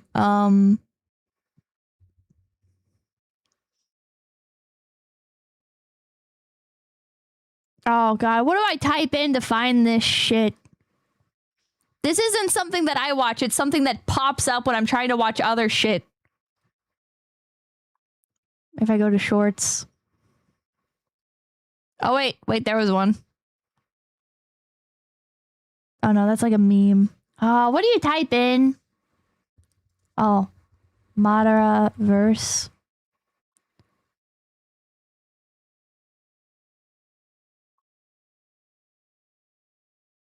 Five Kage full fight. These are like clips and stuff. God, I don't know. Wait, if Madara met Sukuna. What the hell is this shit? Okay, well, anyways, there's like a bunch of power scaling shit. Is this like a full animation?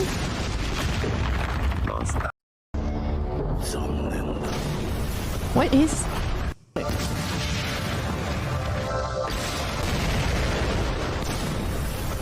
Alright, it's like a full fan animation. Oh my god.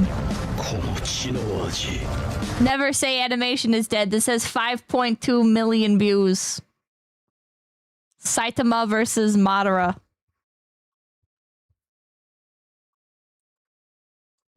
Mostly TikToks and stuff. X versus X isn't even close. X versus X. X versus X isn't even close. Oh, Hero X. Hey! Wait. Who wins? Hero X. Different worlds and different personalities. Hero X would but win. The same title looms over them. They are the strongest. So the question today is, if these two were to fight, Red who Lumi are would star level, by the way. come out on top? To find out, we'll break down their feats, abilities, and everything in between. But just before tell me that, who if you like wins. this type of content, sub up. Is irrelevant. Infinity can stall a projectile, sure, but how does it stall being flattened into a 2D illustration or being dragged into a higher dimension where time itself bends? And even if Gojo somehow resisted Hero X that, would which win. is literally impossible, X's ability to essentially time skip and rewrite the battlefield ensures Gojo never dictates the pace. No matter how hard you wank Gojo, he has no counter to the snap. So when it comes down to it, this fight isn't even close. Hero X completely dominates him. Infinity becomes meaningless, Purple becomes irrelevant, and Gojo gets the same treatment as Dragon Boy, folded up and discarded like paper. The strongest sorcerer may be unstoppable in Jujutsu Kaisen, but the real #1 hero, he never stood a chance. Okay, that was awesome. Anyways. Format with video. For the time, the idea of a top 10 video was actually kind of genius, speaking purely from a business standpoint. If you wanted to make your own video back then, you had to turn on a camera and record yourself. This channel used to not be called that. And then you had to pray that someone would click on it, and you'd end up like Fred. Yeah, but can he beat Goku? I think Hero X could beat Goku. Oh my god, it's Weezer! Plus, the appeal can always be lost if the person behind the channel falls out of favor in the public eye. But Watch Mojo's top 10 list Not the only Shane required Dawson a script blackface. and narration. For editing, they could just rip footage from the source material they talked about. And when it came to clicks, Wrong. anyone searching for any topic on YouTube would immediately find one of their videos. Goku versus Hero X.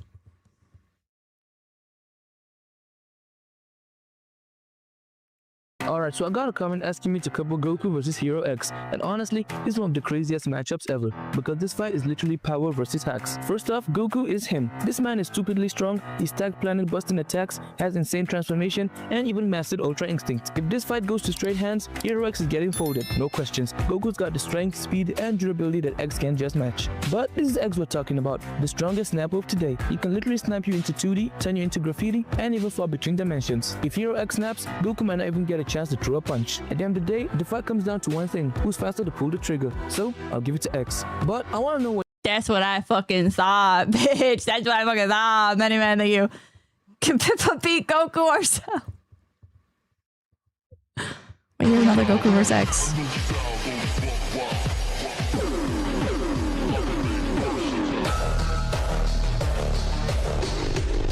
I can't fucking read this. It's too fast.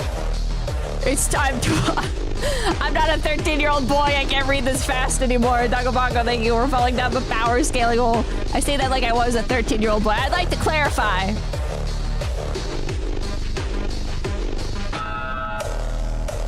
X wins. Yeah, yeah, check that shit out. Yeah. Yeah, Hero X.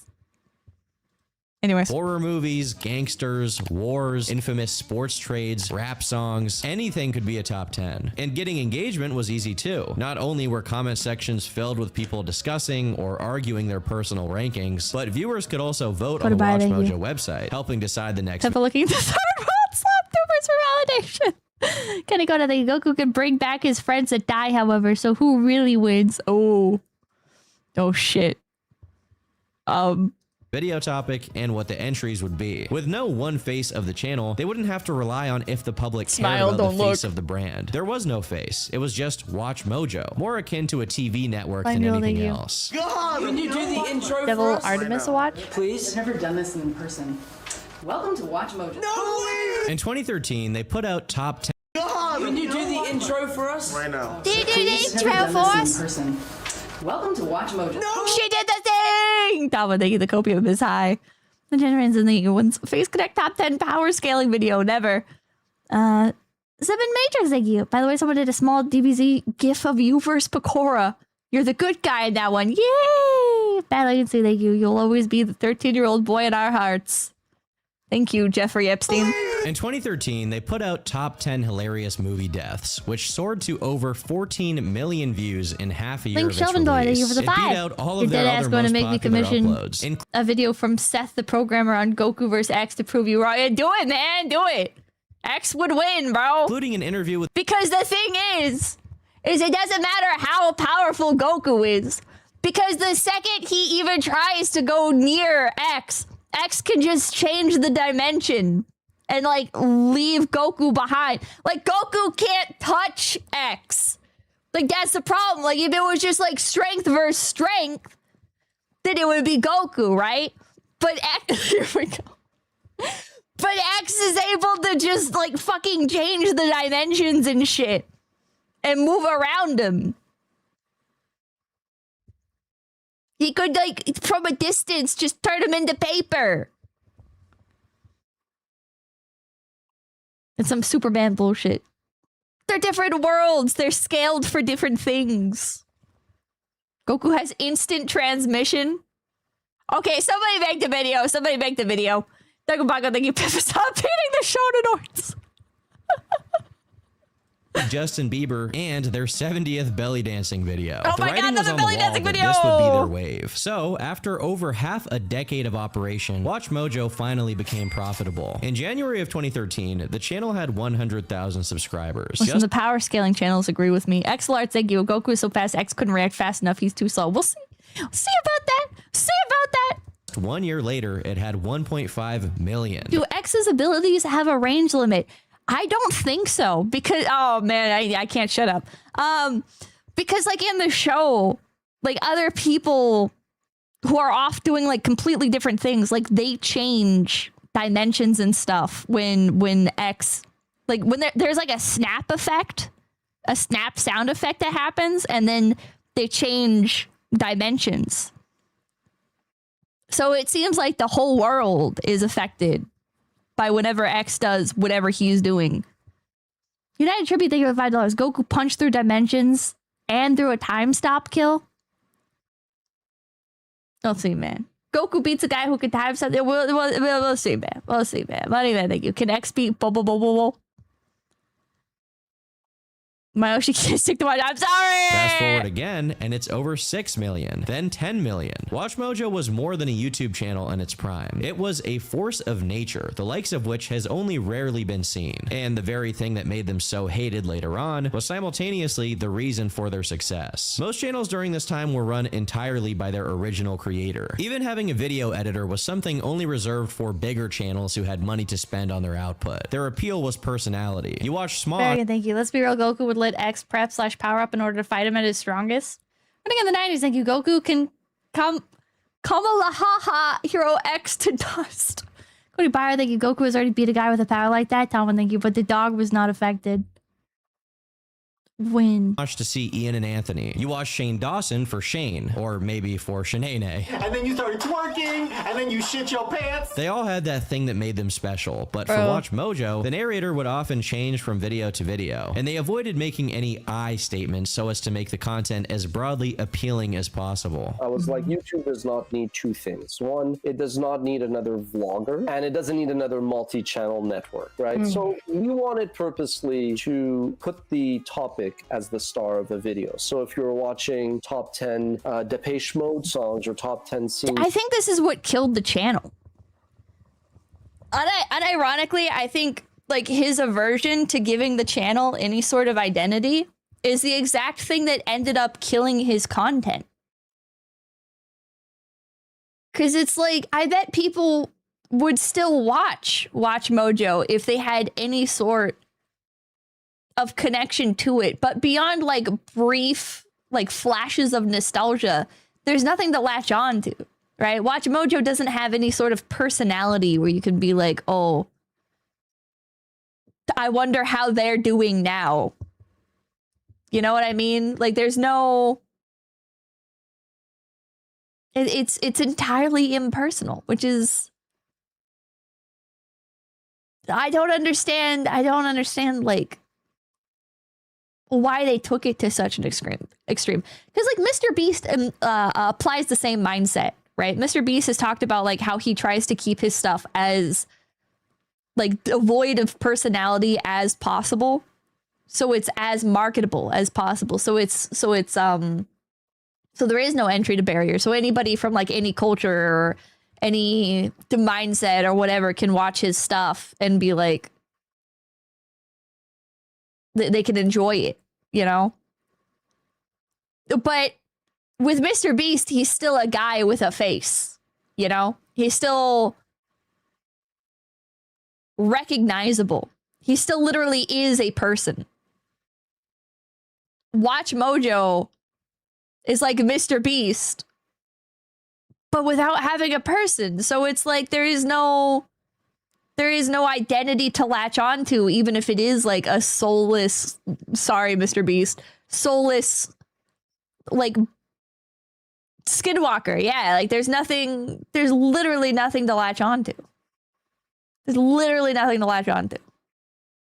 He's a personal brand versus a corporation. Yeah. But you're overthinking it. WatchMojo is dying because they were a slop trough and they were outcompeted by TikTok, more optimized slop. No, I disagree. I think WatchMojo died because they didn't have anything that would keep people coming back to them personally. There was no reason to be loyal to WatchMojo. That's what killed them. It wouldn't matter if TikTok was outcompeting them in the production of slop, because they already had a foot in the door. They already had an audience. They already had people that could keep coming back to them, but they were unable to keep people coming back to them because there is no identity to latch onto. That's how they were able to lose their audience. It's the same thing with like, you could apply this to like VTubers, right? You'll have a VTuber, and even if another VTuber comes along that makes technically better content, you're still attached to the VTuber that you watch, right? Most of the time anyways. Like you might also enjoy other VTubers. People can come and go. But if they're like, you're not going to forget the person that you were watching before, right? There's very strong like brand loyalty for VTubers. Watch, like, and part of that is because like we're people, right? Like we have a face that you can remember. We have personality. We have lives that you can impart part of yourself onto, right? You can project onto, or you can feel seen by. You know, there's a personal development there. And the same thing applies with Mr. Beast in the same way of as the same way of like Superman, you know, or Bella Swan. He can be like a self-insert for people, or like if they want him to be, or he's just like a familiar face. He's a comfort character. He's somebody that they can recognize, and when they put on his video, they know exactly what they're going to get because every fucking Mr. Beast video is the exact fucking same. But Watch Mojo doesn't have that. There's not even one set announcer. If Watch Mojo had just one voice, like that could be something, right? People could get attached to the voice, but they can't get attached to the voice because there's a bunch of different voices. There's a bunch of different narrators. There's nothing to latch on to. It's very important to associate a face to the brand. I think so.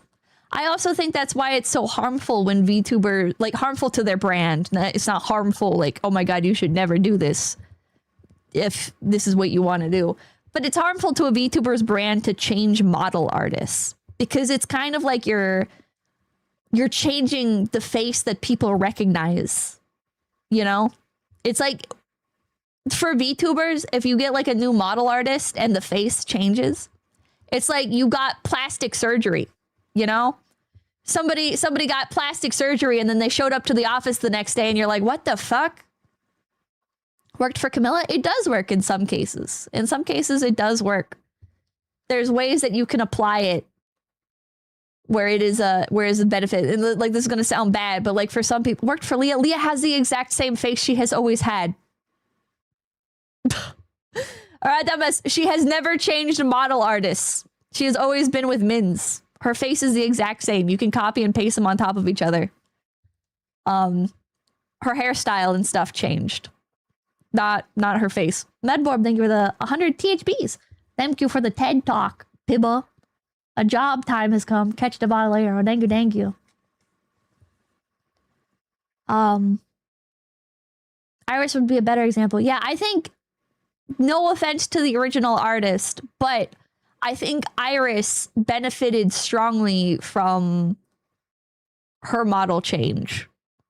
I think her new artist, the face was a lot more live 2D friendly. So it's easier for people to get attached. People like cute stuff. People like pretty stuff.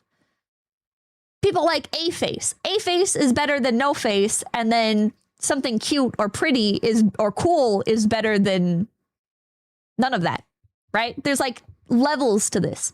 Grumpy Smurf, thank you. I've always found your eyes to be very distinctive, and I really like seeing you with model siblings because of that. Oh, thank you, thank you. Thank you, thank you. But, yeah.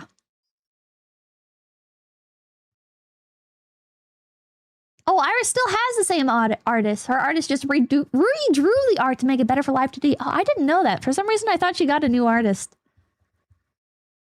But yeah, her new one was so much better. Red Juice just locked in for her remodel. Well, hell yeah. But yeah. Yeah, I think as long as like the vibe is similar, that can help as well. But people definitely prefer to see a familiar face, you know? People prefer to see a familiar face. That's just true at the end of the day, you know? Like people can debate. But if you want to debate with me, you're just wrong. You know what? Honestly, I just think you're fucking wrong. You're just straight up wrong. If Mr. Beast did not have himself in his content, I don't think he would be as successful as he is. I think people like Even if he is like devoid of personality and kind of a soulless husk, people like that. People can recognize that. People can feel like a sense of familiarity. It's the same thing with like Darman content. People, like the people that unironically watch Darman, when they see Darman come on screen, they're like, oh my god, it's Darman! Darman is like the thread that weaves through all of his slop content and creates like some level of familiarity that makes people get more attached to his content than they might compare to some other slop content. And that's why I think, well, anyways, and thank you for coming to my TED Talk. That is why I think Watch Mojo died, because there's literally no face to associate the brand with. There was no one singular brand mascot. Yeah, even if they had a mascot, honestly, even if they had like a little cute little mascot critter, I think that could have helped a lot. But they didn't have anything. Watch Mojo was just a product. There was Voice Lady. Yeah, but she's just one of many of the voices that were on Watch Mojo. Game Theory became boring when MatPat left. I never really liked Game Theory to begin with, but I believe it. If only they had a VTuber mascot. The logo is literally a face, but it doesn't register as a face. It doesn't. It's not a living entity. Kaji, they give that $2. What about Lumi's 𝐒𝐴𝐵𝐵 face? What are you asking me? What are you asking me? Unironically, I thought Watch Mojo was bot generated for the longest time. MatPat graduated. Old Game Theory was fun.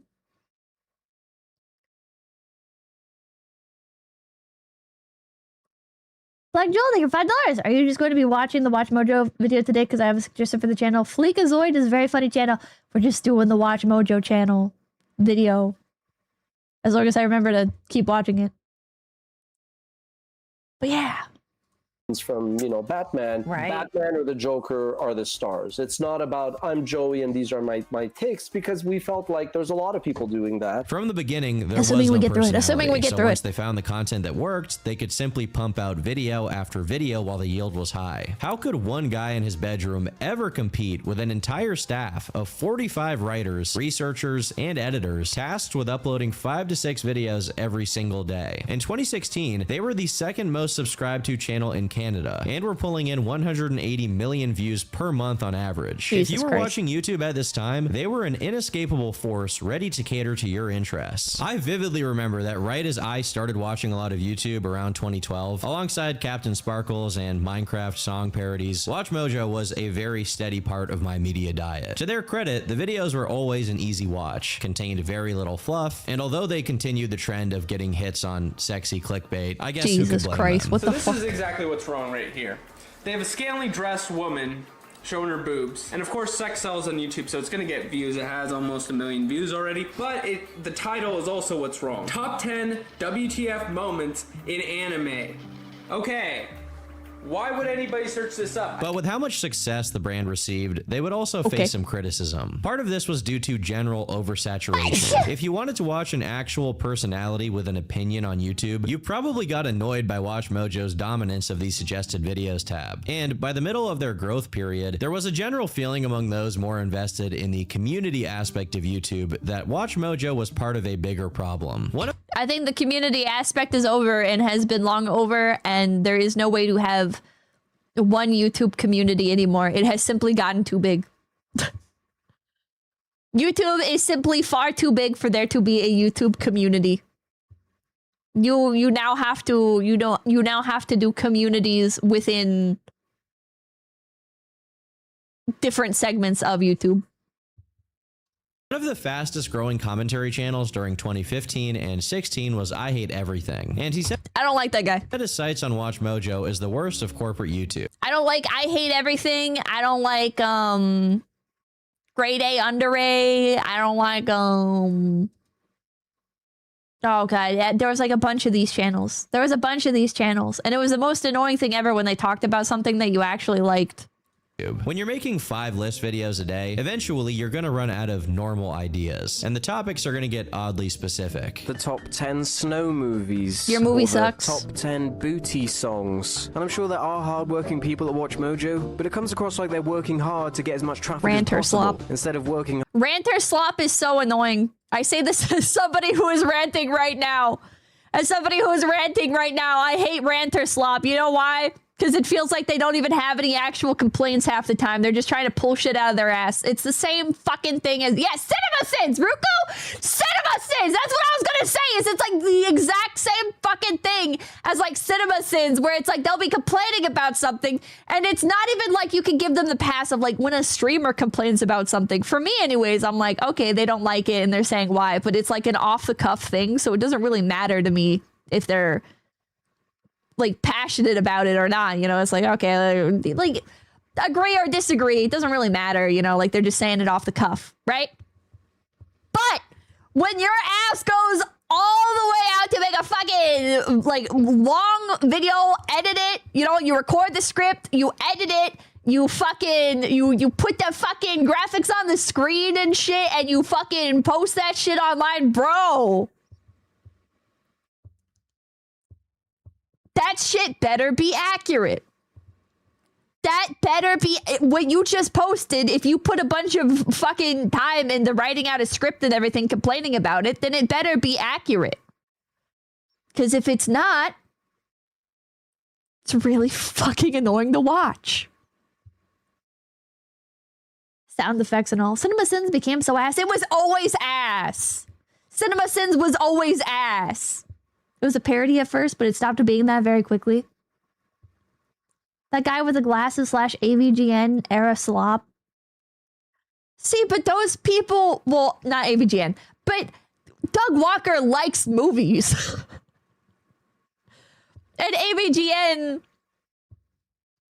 James Ralph, he didn't like games. I mean, I guess he liked some of the games that he played, but like the script for AVGN was written by somebody who liked games. So it's like, it was fine. It was fine. But Cinema Sins, I don't feel like they like movies. Badly OCD, they give $5. Cinema Sins is a perfect example of Schrodinger's D-bag. It's 100% serious until you call it out, and then it's a joke, yeah. But it's a joke. But even if, no, okay. Cinema Sins is like this. Yeah, performative hate. It's performative hate. It's performative hate! Holy shit, DJ Paradroid. Okay. Cinema Sins. The problem, one of the many problems with Cinema Sins. Hold on, let me show you guys a Cinema Sins video, because I feel like they have fallen off so massively that there's probably people in here who have no idea. But basically, they would do these videos, everything wrong with, and then like they ding it. They give it a sin every time there's something like quote unquote wrong with the movie, right? Nice, which is odd when not picking up any calls is also an option. Oh man, that sounds great. I wish I could join you. I'm just so jammed up. Letting constipation get in the way of a night out with friends. Listen, life throws a lot at you. Sometimes you just gotta work that out as best you can. For those of you who do not recognize the establishment that Carl is perusing, blockbusters were kind of like what you'd get if a library and a Netflix had a baby and then Netflix drowned said baby. The irredeemable sin of choosing Transformers over the critically acclaimed classic of the 1980s, The Witches of Eastwick. Specific things, like get in line at the video store? Getting in line at a video store, waiting in line at the video store, paying for an individual movie at the video store, driving home from the video store, and getting a late fee from the video store. As opposed to just pressing play and giving all your personal information to billion-dollar corporations. The fact there will likely never be... He's not even talking about the movie. He's like crashing out about other shit. But anyways, it's just insane nitpicking. It's like this weird brand of humor where at first you're like, okay, like the joke is that he's nitpicking random shit that doesn't matter, right? Which in this one, this is such a bad example because in this one he's not even talking about the movie, which is, that's a decision you can make, I guess. But anyways, how most of these would go is he'd like nitpick a movie, and it's like, oh, the guy the movie had the guy eat an apple to show that he's an asshole. Ding! And the sin counter would go up, right? And it's like, oh, like this is hokey garbage or whatever. But so you're like, okay, yeah, like this is just like this is just like supposed to be like a funny like not take it seriously, right? But then he started going like, actually it is serious. Like, what do you mean? Like, actually, because people started calling him out, if I remember correctly. It's been like over 10 years since the CinemaSins crash out happened. But people were like, like CinemaSins is dumb, and they didn't actually watch some of these movies, and some of the stuff like continuity errors. Some of the stuff like he would cover continuity errors that like were not continuity errors. Like he'd be dinging the movie, and it's like, did you even watch the movie? Because if you did, like you would know that this is not an error. This was like intentionally part of it. His biggest crime was being unfunny. His biggest crime was being unfunny. And people called him out and were like, hey,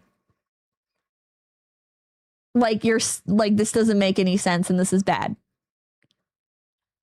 And then the CinemaSins fans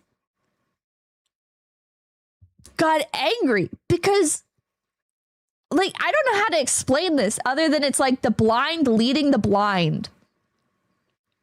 But like the CinemaSins guy started to drink his own Kool-Aid, and he's like, no, actually, these are real issues. And his fans were like, yeah, he is correct. And this is everything that's wrong with modern cinema. And you're like,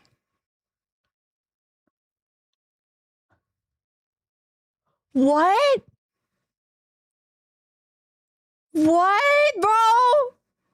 CinemaSins raised a generation of the worst movie watchers ever. And they did. They fucking did. And it's like, all of these people were going around. I shit you not. This was a real phenomenon for a while. All of these CinemaSin fans, especially if you were into like nerd culture, like they would come around and they would start like seriously, quote unquote, critiquing various movies, like based on common CinemaSins tropes, and making a fuss about it, and like review bombing movies. And what's like the most baffling part is like real fucking people in Hollywood started responding to it and going like, oh, haha, yeah, our bad. And it's like, no, not your bad. Not your bad. I mean, yeah, Hollywood bad. Hollywood do a lot of bad. But no, don't listen to CinemaSins. Please don't listen to CinemaSins. What the fuck are you doing? What are you doing? And there was, like, it was, oh my God. I had no idea. Yeah, I don't remember which fucking movies did it, but there were, yeah, crowd mentality hit Hollywood. Yeah, there were some movies that were just like so obviously the live action Beauty and the Beast is definitely a consequence of that movement. Was that one of them? There were a few movies that were just like very obvious like attempts to subvert the CinemaSins trope, because like this was huge. Some of these videos, like he only has 9 million subs, which I mean I say only, but like look at this: 31 million, 25 million, 24 million, 24 million, 21 million, 18 million, 18 million, 17 million, 17 million, 16 million, 16 million, 16 million, 16 million, 15 million. There's dozens of these. He's huge. He was huge for a while. He was. There was dark times. There was dark times, bro. People consuming slop. People consuming slop. And if you were into nerd culture, it was impossible to have a discussion about anything. About fucking anything. Film. Because these fucking mouth breathers would jump on it. And they would start doing their little ritual of pointing out all the fucking tropes and complaining about how this is an issue and that's an issue because of shit from fucking CinemaSins. And you're like, this isn't real criticism. What are you talking about? This has moved into trauma territory. I have trauma from this, bro. He's live, by the way. Yes, I see. I don't know what he's doing. Everything wrong with is this until now? There was an open battle in the subway. This is this is just like a 24-hour live stream. I mean, he's not actually attending to it. Shot like a collage. Oh god. Oh god. It's a premiere. It's not a premiere. It's a live stream. It's a 24-hour live stream of his slop.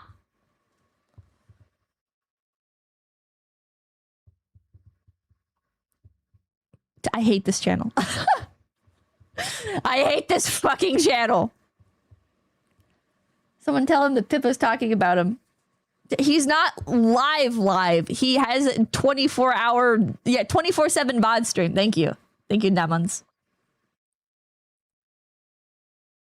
Possibly insane, thank you. And now we have Hollywood trawling Reddit for movie ideas after the back room seemed to work well. Paul the Omega, thank you. Your YouTube channel I used to really like back in the day was Epic Mealtime. I'm so sad how they fell off so hard. Oh. Oh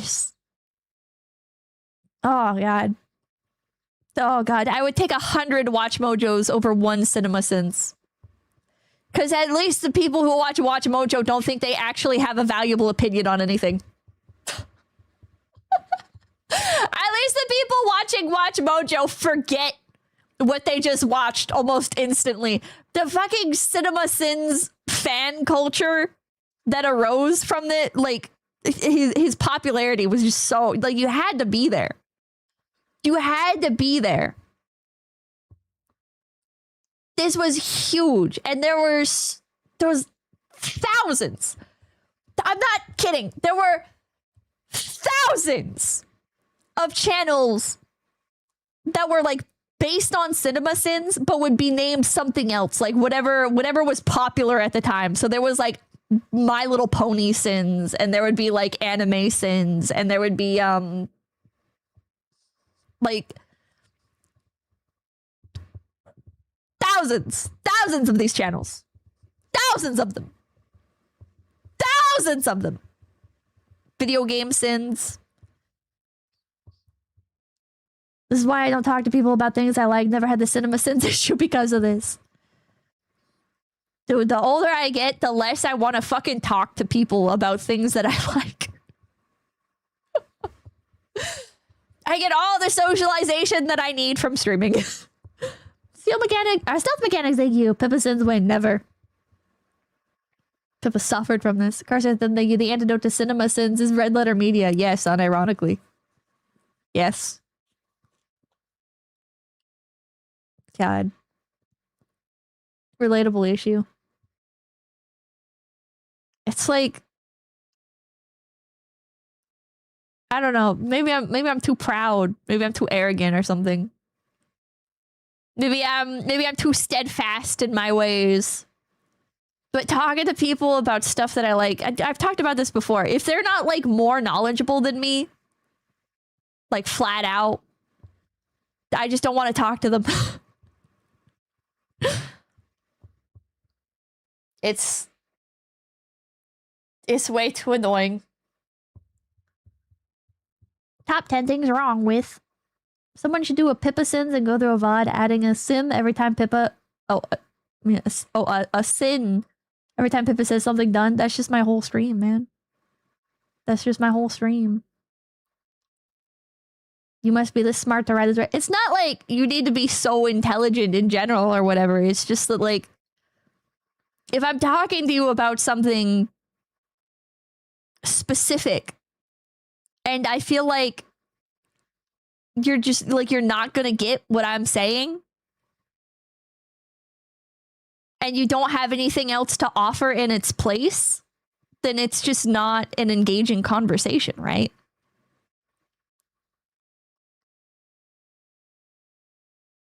Does that make sense? Truly, actually, I probably stopped watching Cinema Sins because of Red Letter Media. I'm glad you were cured. Literally every second is another sin. Yeah, because I'm done for you. Well, thank you. Every day I'm reminded we should have kept harder. You don't want a one-sided conversation. Talking to normies is a skill itself.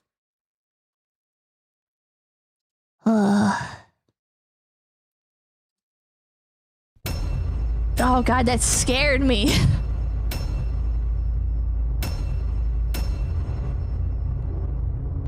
We're white. More than 30.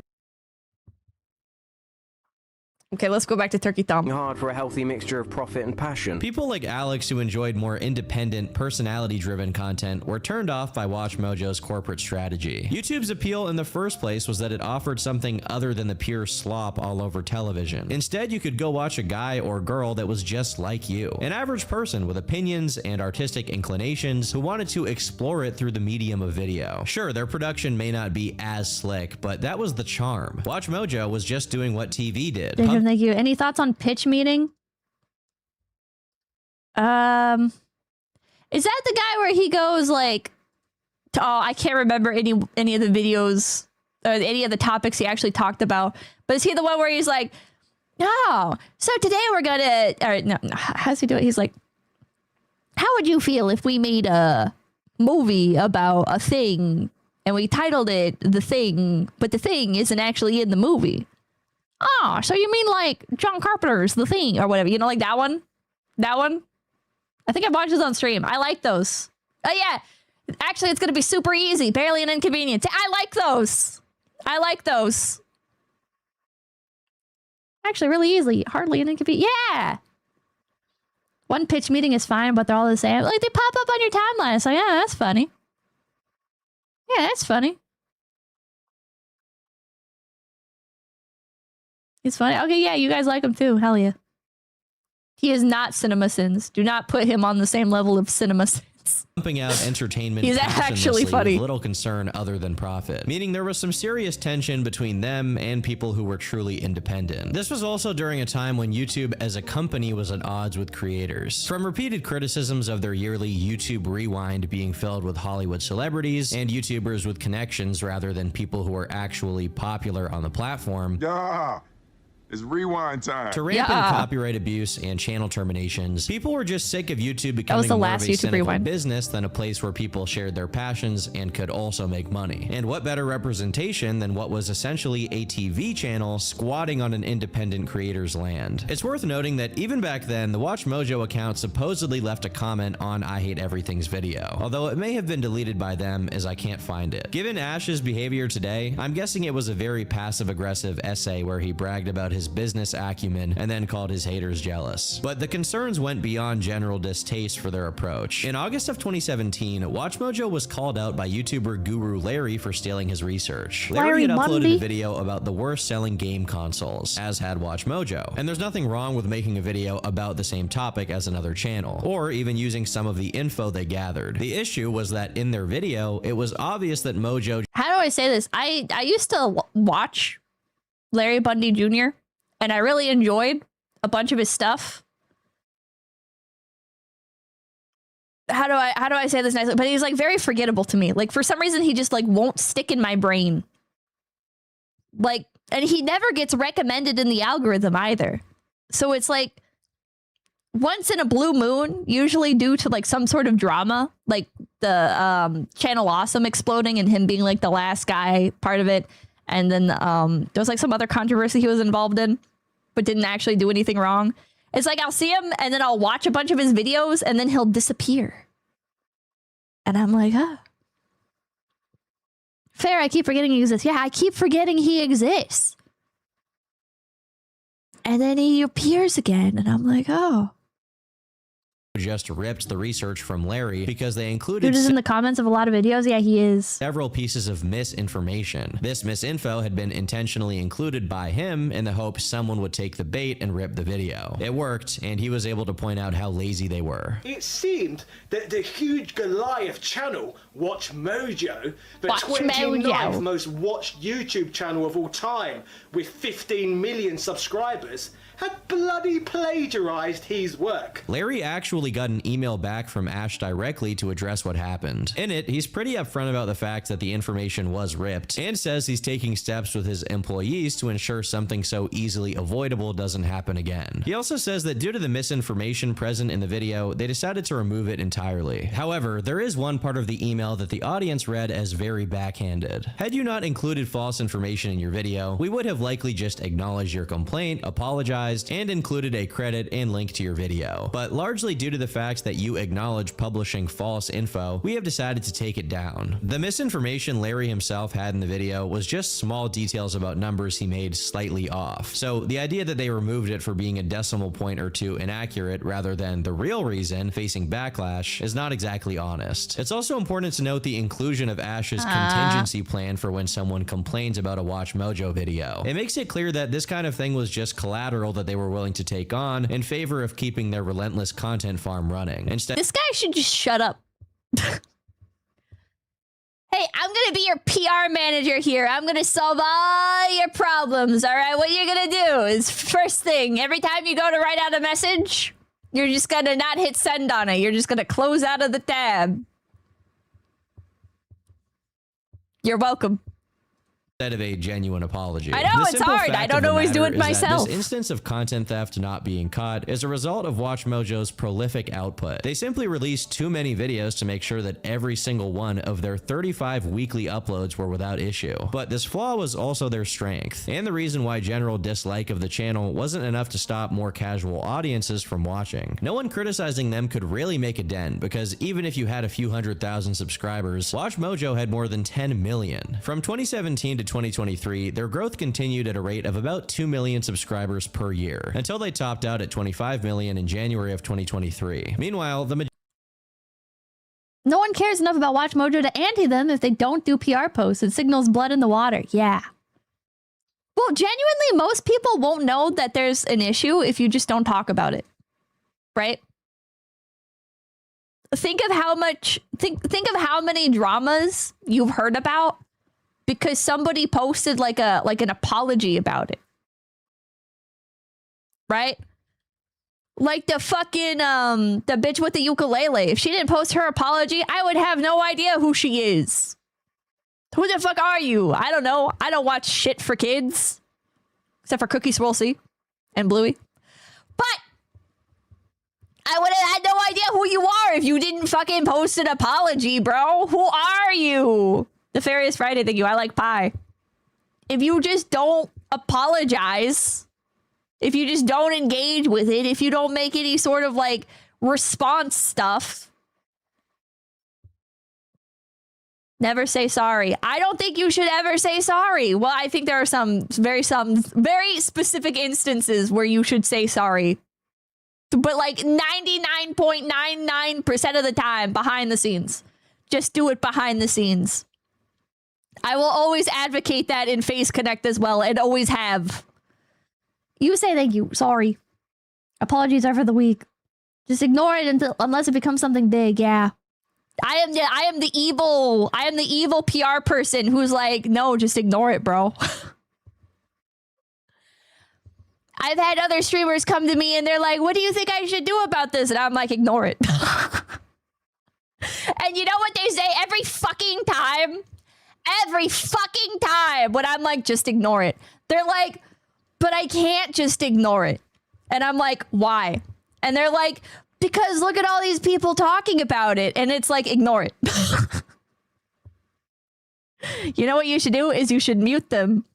You should fucking mute them and not say anything. Doesn't matter if you actually did anything wrong or not. Just mute them and move on. Don't say anything.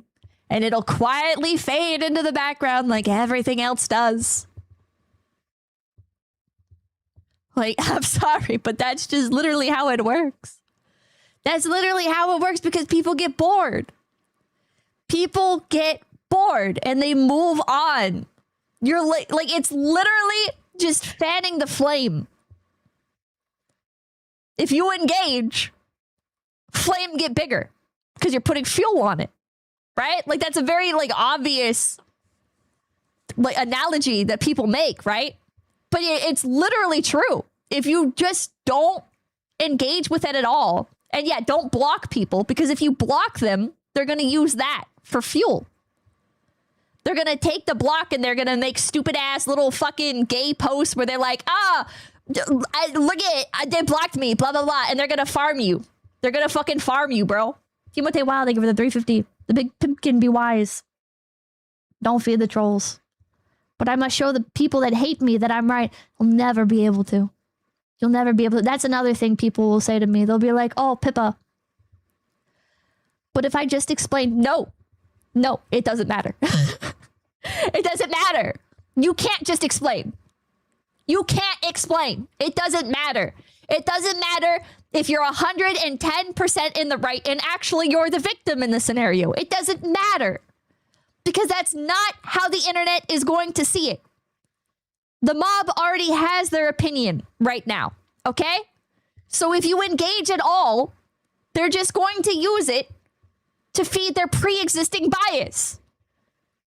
If you really feel compelled to defend yourself, do it like a year later or whatever, when it's like fully died down. And you can be like, actually, like, here's what happened. And you can drop your receipts if you must. You really shouldn't. You should really just fucking take the L and move on. Like, it sucks. It sucks. I've been through it many times and I continue to make the mistakes. I'm telling you. I'm telling you. This wisdom is hard won. Just ignore it. Just ignore it, bro. Berserker's Hammer, thank you. Explaining makes someone look guilty. Own it all. Jester maxing. Asher Genius, thank you. Genesius, thank you. There was bro. Calgo's quite, thank you. Yeah, don't double down. Don't double down. Literally ignore it. The answer is not doubling down. The answer is not giving it any attention. Literally just ignore it. And eventually you'll learn the dark magic that some people learn, where if you engage in the right controversies, you can boost yourself. Not necessarily over like there's people that like hop on the controversies and they're like, look guys, fuck this other creator, right? But you can be the one that people are saying fuck you about. And you can like build. You can like build off of that, like Marilyn Manson style. Marilyn Manson's a scumbag. Don't do that. But yeah, the Asmongold School of Magic. Yeah. This is literally Asmon's whole fucking political career nowadays. Terrence Von Lee, thank you. But Pippa, what if I feed off drama like a vampire? You can become like Asmongold. I like Asmon. Generally. I think I'm gonna be honest. I think Asmongold has some more dog shit takes more and more lately, though. Micklax, thank you. Ignoring it doesn't make it go away. If Jeffrey's files have fallen off, it'll work for anything. True. Dan Summers, thank you. But Pippa, I heard you could blame your manager / BF. Don't do it, man. Don't do it. Don't do it. Asmongold posting. All right, well, he didn't post about it. Kick clipped it. Asmongold saying that physical media has fallen off, and then he was like, post a picture of like your last 10 physical game purchases. It's like, okay, all right, I can do that. I can do that. I buy physical games all the fucking time, not new ones. Not new ones, but there's not that many new ones. There's not a lot of good physical releases for games anymore. But it's like, it's engagement bait at the end of the day. Like Asmongold, like making a controversial statement like that, like it's engagement bait. It's good for him. it gets people like in the gamer sphere who might end up watching his content, like talking about him and debating him. It's like planting the image of his face into their brains. It's free advertisement. Even if they don't agree with him now, you know, they might see him again a year later and they might not remember his dog shit take on physical media, but they'll be like, oh, I kind of recognize that guy, either subconsciously or otherwise. And they'll be slightly more willing to tune into what he has to say. Dogabongo, thank you, $2. The rainbow shirt has been a curse. Does he bait people into talking about stuff? Yes. Asmongold, yeah. Oh, that was his point with the buying physical media? You liked Joker too. That wasn't me intentionally baiting, but yeah, I like Joker too. Streamers are like 90% rage bait. I rage bait sometimes. Sometimes. But that's never the shit that actually takes off. Sometimes I'll try to rage bait you guys and you'll agree with me and I'm like, oh, never mind. And then I'll earnestly be like very, very passionate about something.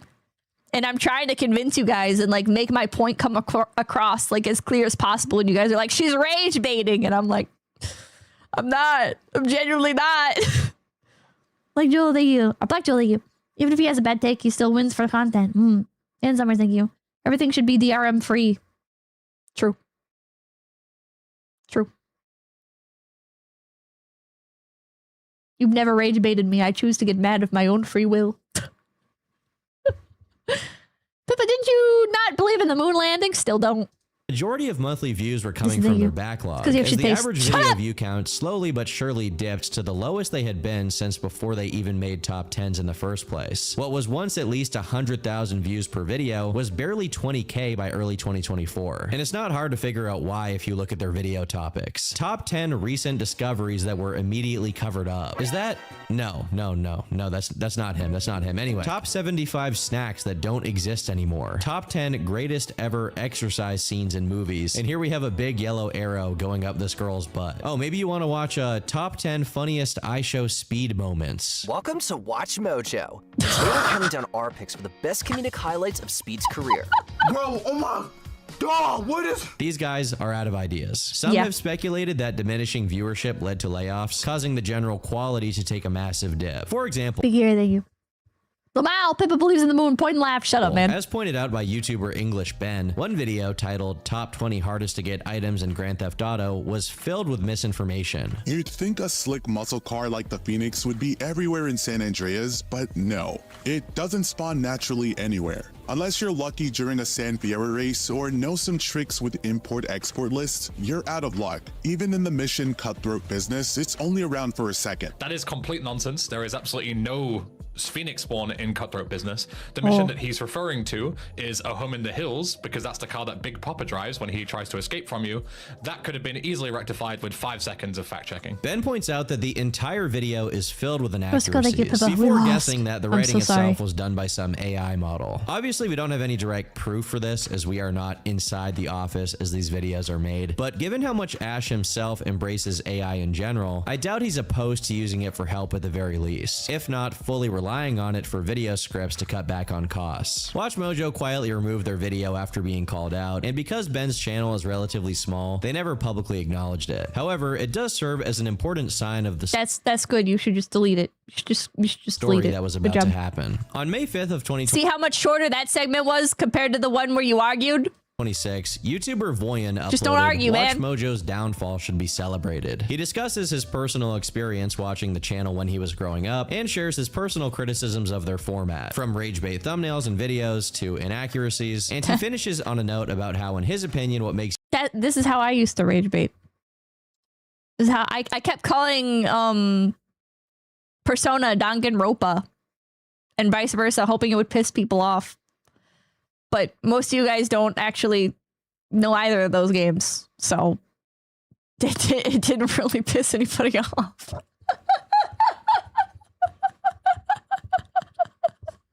Not too obvious.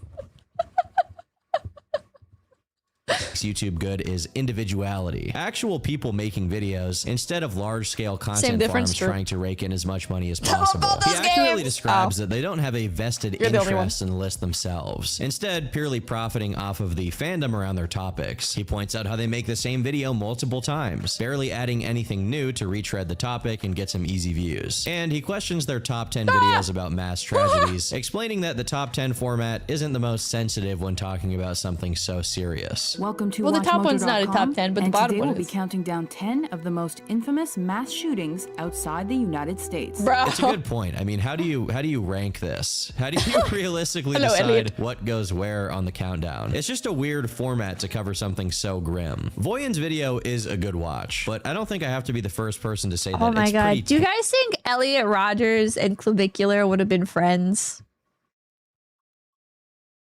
That collab would have been awesome. Can you imagine if Clavicular was like doing drugs in one corner and you had Elliot Rogers like scratching off lottery tickets in the other? Was it scratch offs or Powerballs that he bought? I don't remember. Elliot Rogers was addicted to gambling. But those two, oh god, those two doing a collab would have been fucking awesome. That would have been fucking awesome. Most of these criticisms are things people had already felt about WatchMojo for years by the time it came out. This isn't to say that his opinions aren't his own, but instead to say that it's not like this video was super personally directed at the staff or that he did anything that should have uniquely provoked a response from them. The only real novelty was that, as he notes in the title, their views have been declining for some time now. In a sane world, you would expect this video to have a positive reception, and you would expect WatchMojo The Elliot Rogers gambling stream on Kick. God, that would go so hard. As a company to continue posting 6 videos a day until the end of time, ignoring any and all criticism because the goal of their channel isn't really quality or some audience relationship anyway. But for some reason, this Elliot would have hated him. I think Clavicular would have saved Elliot Rogers' life and his victims' lives. I think if Elliot Rogers and Clavicular had collabed, like Clavicular would have like introduced Elliot to like a bunch of available women who like wanted them for the clout and stuff. Especially like if Clavicular really is gay, he could just like pass all the women off onto Elliot. video was notable enough that the WatchMojo channel itself and then nobody would have had to have died. Responded in what I can only describe as a short essay. The day no one talks you is the day you are irrelevant. So thank you. Okay, never heard of your channel, and I admit I didn't see the video, but a few points. In 2006, when we started, we were obviously a bit ahead of the curve. In 2012, when every channel was We're getting Elliot fanfics. What? Fujo! You're projecting. I didn't say anything about Elliot and Clavicular getting together, bro. What the hell? Why is your brain going to gay shit? Why is your brain going to gay shit, man? Elliot was a stone cold true cell. He would have been disgusted by Clavicular's lifestyle. You think so? I think he would have folded. I think he would have folded instantly. I think he would have folded instantly. You said he was gay. Clavicular? Yeah, in the sense that if Clavicular really is gay, he would pass the women off onto Elliot. He would have folded 100%. I think Elliot would have folded 100%. Elliot would have held. I don't think so. I don't think so. I think Clavicular would have saved Elliot Rogers and his victims. Hey, Lombardo, thank you for $5. If I learned anything from watching clips of Clavicular trying to pick up women in France, Elliot would have committed his crimes over there. Private Can, thank you. Watch Fujo. You guys are being the Fujos. He would have been folded. The true cell doesn't fold. I think he would fold. He would have been envious of Clavicular. I think he would have been envious, yeah, but I think they would have had a good partnership going. No chance. Can we get Monkey Jones on here? Can we get the resident Elliot Rogers specialist to come on here and give his nuanced opinion on whether or not Clavicular and Elliot Rogers would have been friends? Monkey!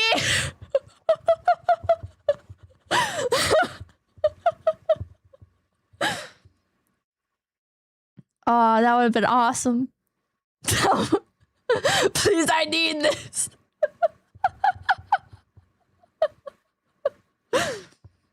Is he even still around? I don't know. I think he got chased off the internet by Steven. Oh God, I'm blinking on her name. Susan Wabbajack. And Summer, thank you. Do you think he could save King Cobra too? No. No. Didn't he change his channel name to be Simeon Jimmy? Does he still upload?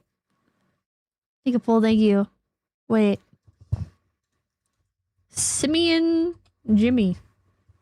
Radical, thank you. Oh my god, yeah, he does exist.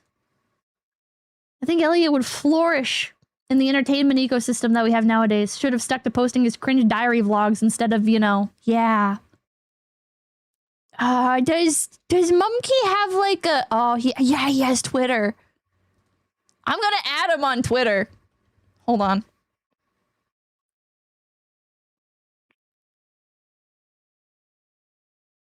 Should I add him? I probably shouldn't add him. I feel like that Face Connect might not appreciate that. I'm gonna DM him.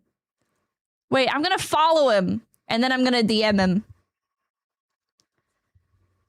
Do you think Elliot, Rogers, and Clavicular would have been friends? Thank you for your time. Okay, I sent it.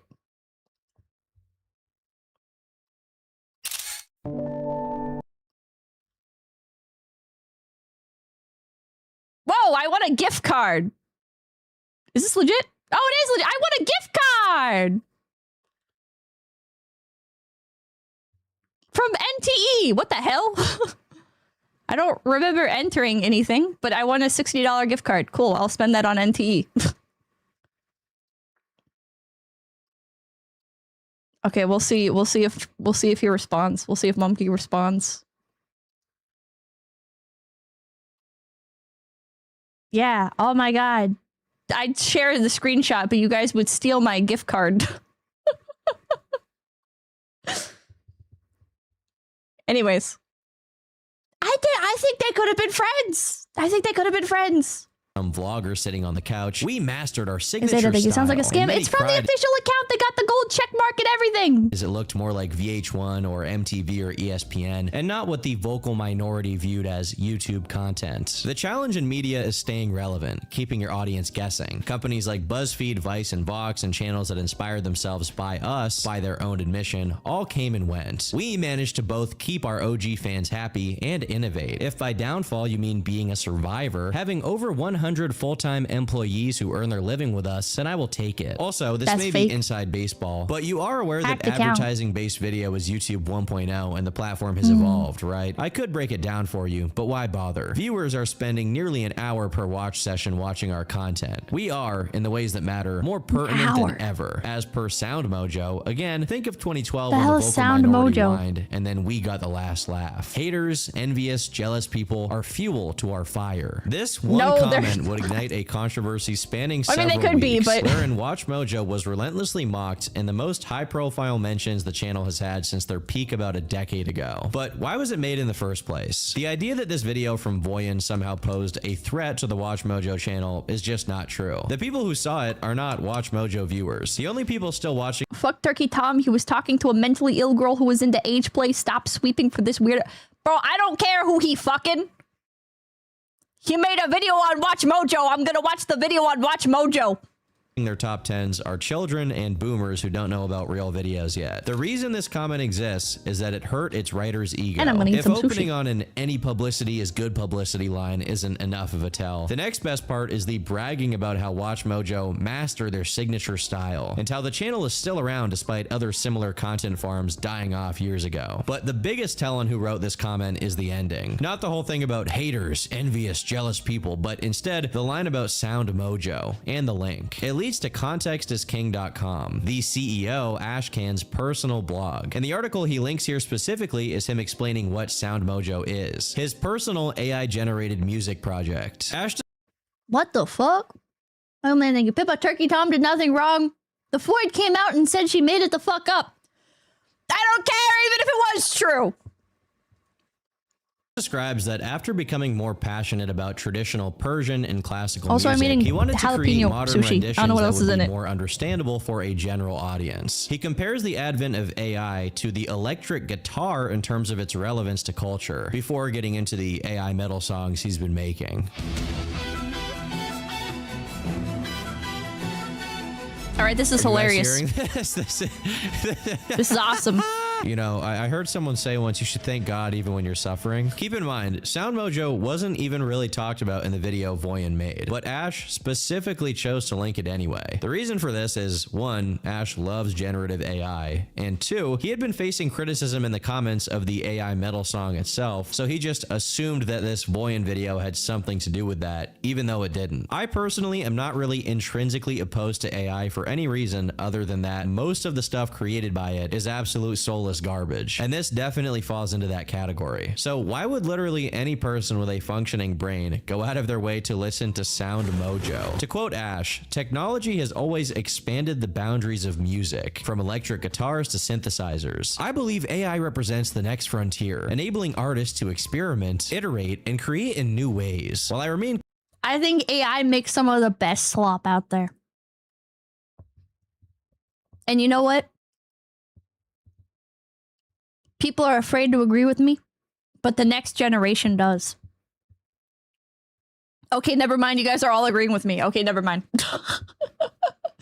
I thought that would be a hot take, but everybody... Okay, never mind. Everybody's agreeing with me.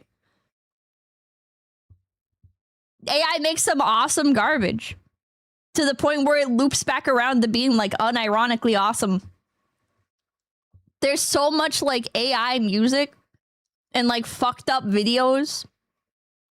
Like the cat playing the trumpet at night or whatever, and the woman coming outside and getting mad at the cat. That was funny. I liked that. I liked that. Look at like 𝐒𝐿𝐿 I don't like that. But the next generation likes it. Polar bears died for this? Fuck them. cautious about fully embracing it. I see it as a powerful tool for prototyping and ideation. This specific focus on artificial intelligence That's on the also big makes me guys to think that resolve. English Ben was right on the money when he speculated. Chat, I'm sorry, but that's on the big guys to resolve. You cannot expect people to not fuck with the tools that they have been given. Then someone's saying for $2. Is your audience all Gen Z 6'7"? 6'7". 6'7".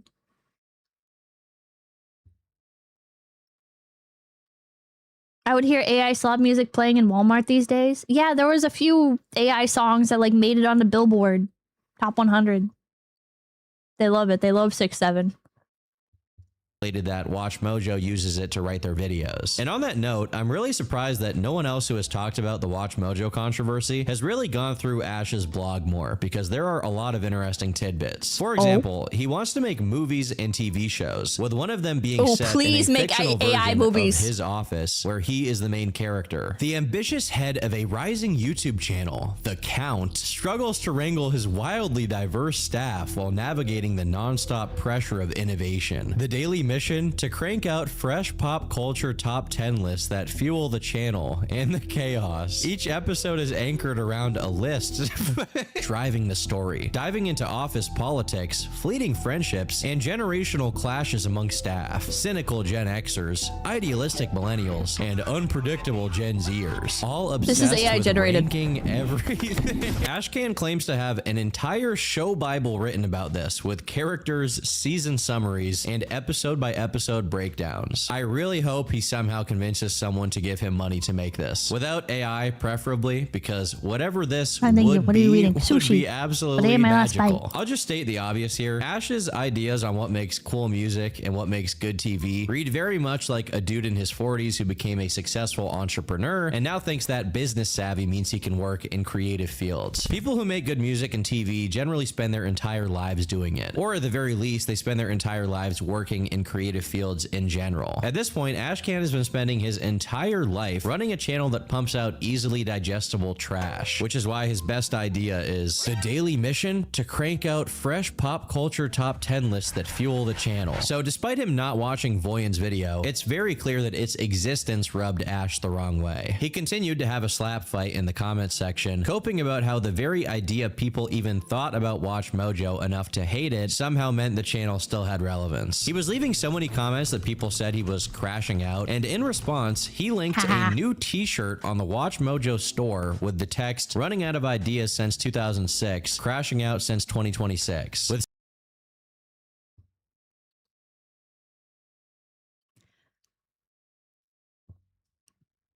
this is, I don't, when I say that this is uncool, I don't mean it in like a, like you're bad for doing this, but when I say uncool, I mean it like in the 80s or 90s sense of like, this is kind of loser behavior. I'm sorry. This is dumb. Base? Nah. This indicates weakness. some very nice clip art thrown on it. And the description for this t-shirt is one of the greatest things I have ever had the pleasure of reading. When the internet says you're crashing out, you don't apologize, you monetize. This unapologetically chaotic tee turns peak controversy into wearable legend, blending satire, self-awareness, and pure cultural irreverence into one gloriously unhinged statement piece. Now that is just epic. I'm gonna throw in some of my own personal speculation here. Ash is a big fan of rock and metal based on the channel's early list talking about a lot of popular bands and many of the channel's early videos being guitar playthroughs. I think he has it in his head that Watch Mojo is some sort of like Nickelback type brand where as hated as they are, they're still successful. The difference being that Nickelback is actually a massively popular touring rock act that has basically maintained their popularity throughout the peak of their hatred by selling out arenas, because what they make does actually connect with a certain percentage of people. Watch Mojo is not a band. It does not connect with anyone. It is a dying YouTube channel that pumped out so much garbage that most people got bored and forgot about it entirely. The fact that the CEO was angry enough about this one video to spend his highly valuable time arguing with randoms was not lost on people. And within 1 week, it had made its way to Moist Critical, the biggest commentary channel on YouTube. It's just a really baffling decision because they didn't need to like respond to it or anything. Maybe it is just like one person who has the password to the account that felt personally attacked by it. Maybe it's the owner. I don't know. For 10 minutes straight, he makes fun of Ash's comment meltdown to an audience of millions. And to many, it was the first time they had even thought about Watch Mojo in years. But Ash wasn't about to take this one lying down either. He left another comment where the cope has once again reached new level. Bro, fighting with Moist Critical, you're never gonna win! You're never gonna win, man! Fighting... That's like the lion yelling at the monkey. Like, you're just not gonna win, dude, because Charlie doesn't care enough. Like, say what you will about Moist Critical, but like, if you try to argue with them, like, you automatically lose, because it's like arguing with like the really chill guy that just doesn't care that much. Like, it's not gonna happen, bro. The funniest part is half the comments are, "I haven't watched Watch Mojo in 10 years, followed immediately by incredibly detailed opinions about our current thumbnails, upload strategy, AI testing, and programming slate. Whatever you do, don't visit the channel, and definitely don't leave angry comments, because now the algorithm thinks you're obsessed with us, and will happily serve you Watch Mojo clips for the next 7 years. Mission accomplished. Not in the current Never algorithm. change, YouTube." In a way, he's right that people commenting about how they don't like Pickle something cucumber, will $2 fool the Moist algorithm Critical. into artificially boosting it. 𝐒𝐿, for example, got extremely famous at the end of 2025 thanks to his army of clippers spamming out his content just to get any reaction. The problem is that when the novelty wears off, there's usually not much consistent viewership left. When was the last time you heard about 𝐒𝐿? Sure, his clips got billions of views, but only an extremely small fraction. You guys last heard about him today because I brought him up. Action of that translated to a real audience. For Watch Mojo, people making fun of Ash's unprofessionalism and criticizing the low quality video. Maybe 𝐒𝐿's audience is like mostly other streamers, because I have talked to quite a few people about 𝐒𝐿. Like, I feel like most people, maybe not most people, but like I feel like anytime I've brought Clavicular up to somebody, they've known more about him than I knew. Like, people are pretty into the clavicular craziness, I feel like. Videos is not it's like a modern day Ice Poseidon. Not enough to translate into real viewers returning to the channel. Instead, it only invited more scrutiny. On May 31st of 2026, WatchMojo uploaded 10 YouTubers who made videos when they knew they were dying. Welcome to WatchMojo, and today we're exploring the most heartbreaking times when beloved YouTubers continued making and releasing videos despite having terminal illnesses. Yeah, Ed now has to animate from a bed Streamer while he slot. goes to this bout of chemotherapy. Even though it predates the controversy itself, a video like this was obviously going Maybe to get some streamer negative slot. attention. On one hand, it's a list video going over not just people who have since passed away, but they're also all YouTubers with audiences that are still on the platform. Meaning, if this video's approach wasn't sensitive or came across like slop, then it would be very easy for people who wouldn't like it to see it. James Spinner, thank you for the $20. I will never get over Moist Critical saying that children can consent. I'm gonna be so real, like, that's gotta be out of context. That's gotta be like one of those two fucking retards fighting type moment, and one person's like, so what if, like, hypothetically, right? Like, what if you had a 40-year-old woman's brain in a 12-year-old's body, but it's still a 40-year-old woman's brain, and it's with a like a 40-year-old man? Like, would the 12-year-old be able to consent? Like, I feel like it's gonna be like something stupid like that. Fortner Crazy, thank you for $5. I think you reminded me of Clavicular. I hit myself in the face with a hammer enough times. Will I forget again? No. It's in context. He said it arguing with 𝐒𝐿𝐴𝐽. I cannot believe 𝐒𝐿𝐴𝐽 is still around. Do people like 𝐒𝐿𝐴𝐽? I feel like I remember 𝐒𝐿𝐴𝐽 from, like, the React content days, like iDubbbz and shit back in the day.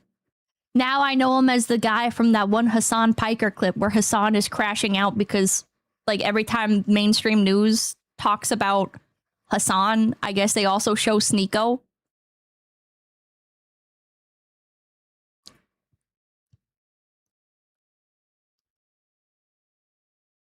Vote goes Binton BB.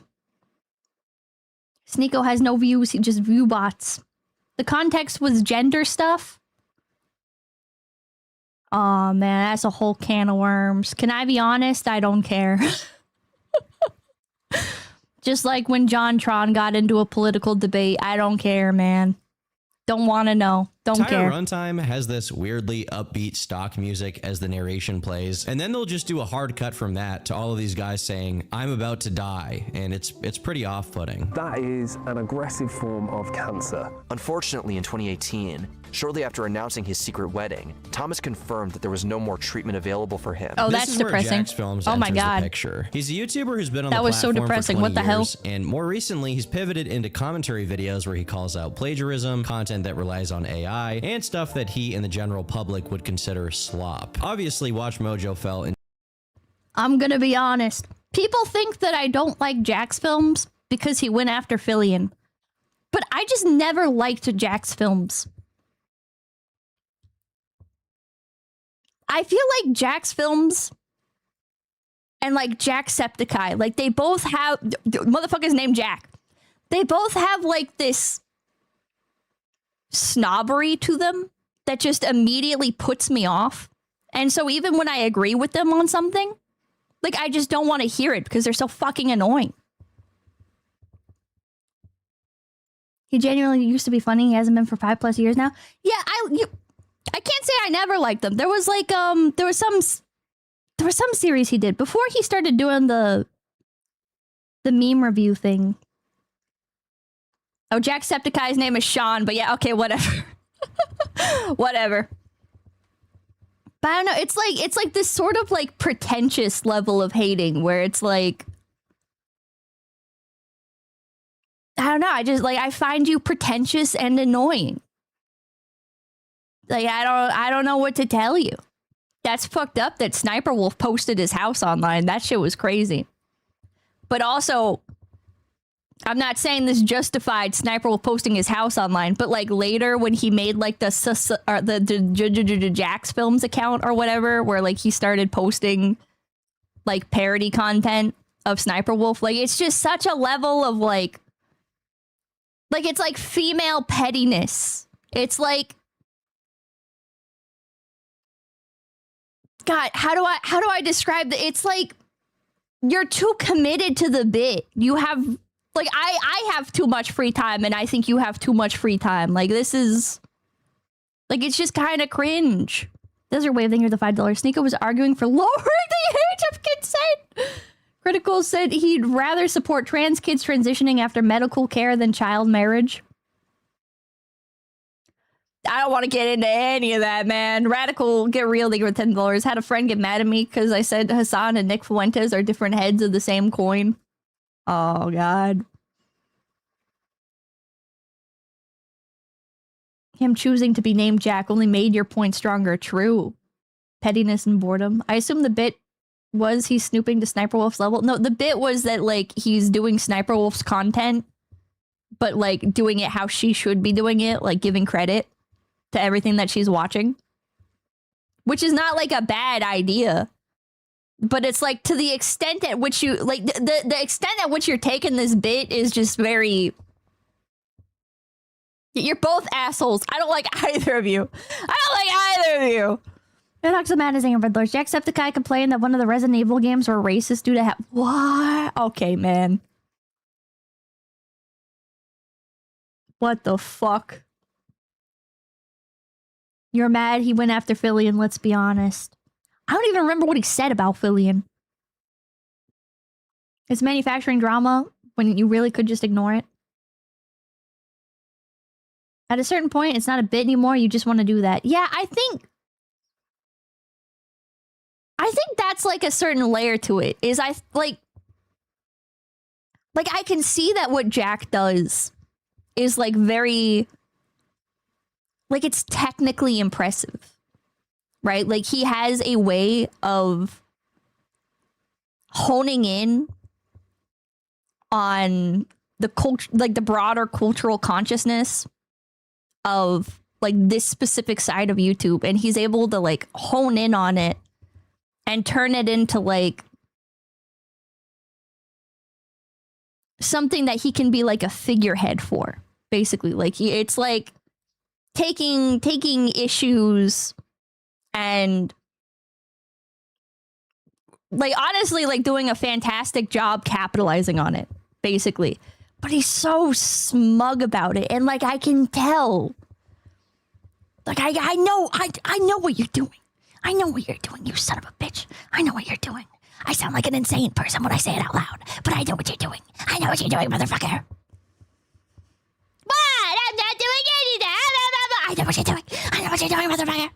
Into that category. So he began covering the story once he saw Ash's meltdown in various comment sections. One member of his Discord sent him the video about YouTubers with terminal illnesses, and after pointing out the insensitive nature of the video itself, so they monetized 10 YouTubers who made videos when they knew they were dying. He then draws attention to something in between the final two entries. The second to last entry discusses Total Biscuit, a British gaming YouTuber who passed away in 2018. Many of his friends and collaborators are still on YouTube today, which is significant because he's probably going to react to this. Pippa, say hi. I don't think he's going to react to this. I think I'm far too irrelevant. If someone were to disrespect his legacy, it's more than likely that they would see it. Following this segment, Watch Mojo has an advertisement. But like that's the thing, right? Like speaking candidly, I'm going to sound like a schizophrenic person to most people, but like with Fillion, right? It's like he hones in on these things. It's like he knew, like with Fillion. Somehow, like, I don't know how he keeps track of all this shit. Maybe it's coincidence. Maybe I am insane. But it's like he knows, right? That like Fillion, like her reputation was like kind of shaky, right? Like she was like she did have like some previous controversy and stuff that could kind of like, they could like kind of like not feed off of directly, but it's like she was like a safe creator to go after, to like talk about, where the average person would probably rally to his side. His fans just send him stuff. He does like an excellent job of editing them. It's like,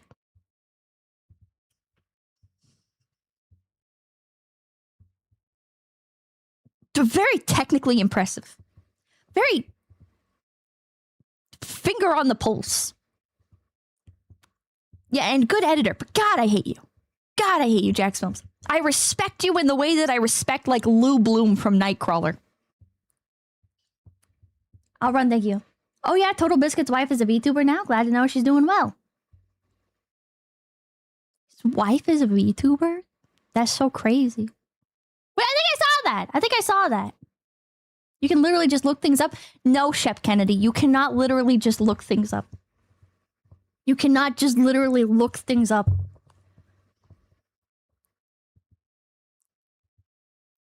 You have to have like a broader feel for like the current cultural like consciousness. Like you don't get it. You don't get it. For Sound Mojo, Ash's AI-generated music project. He sadly passed away, causing several video games to honor Bane's legacy.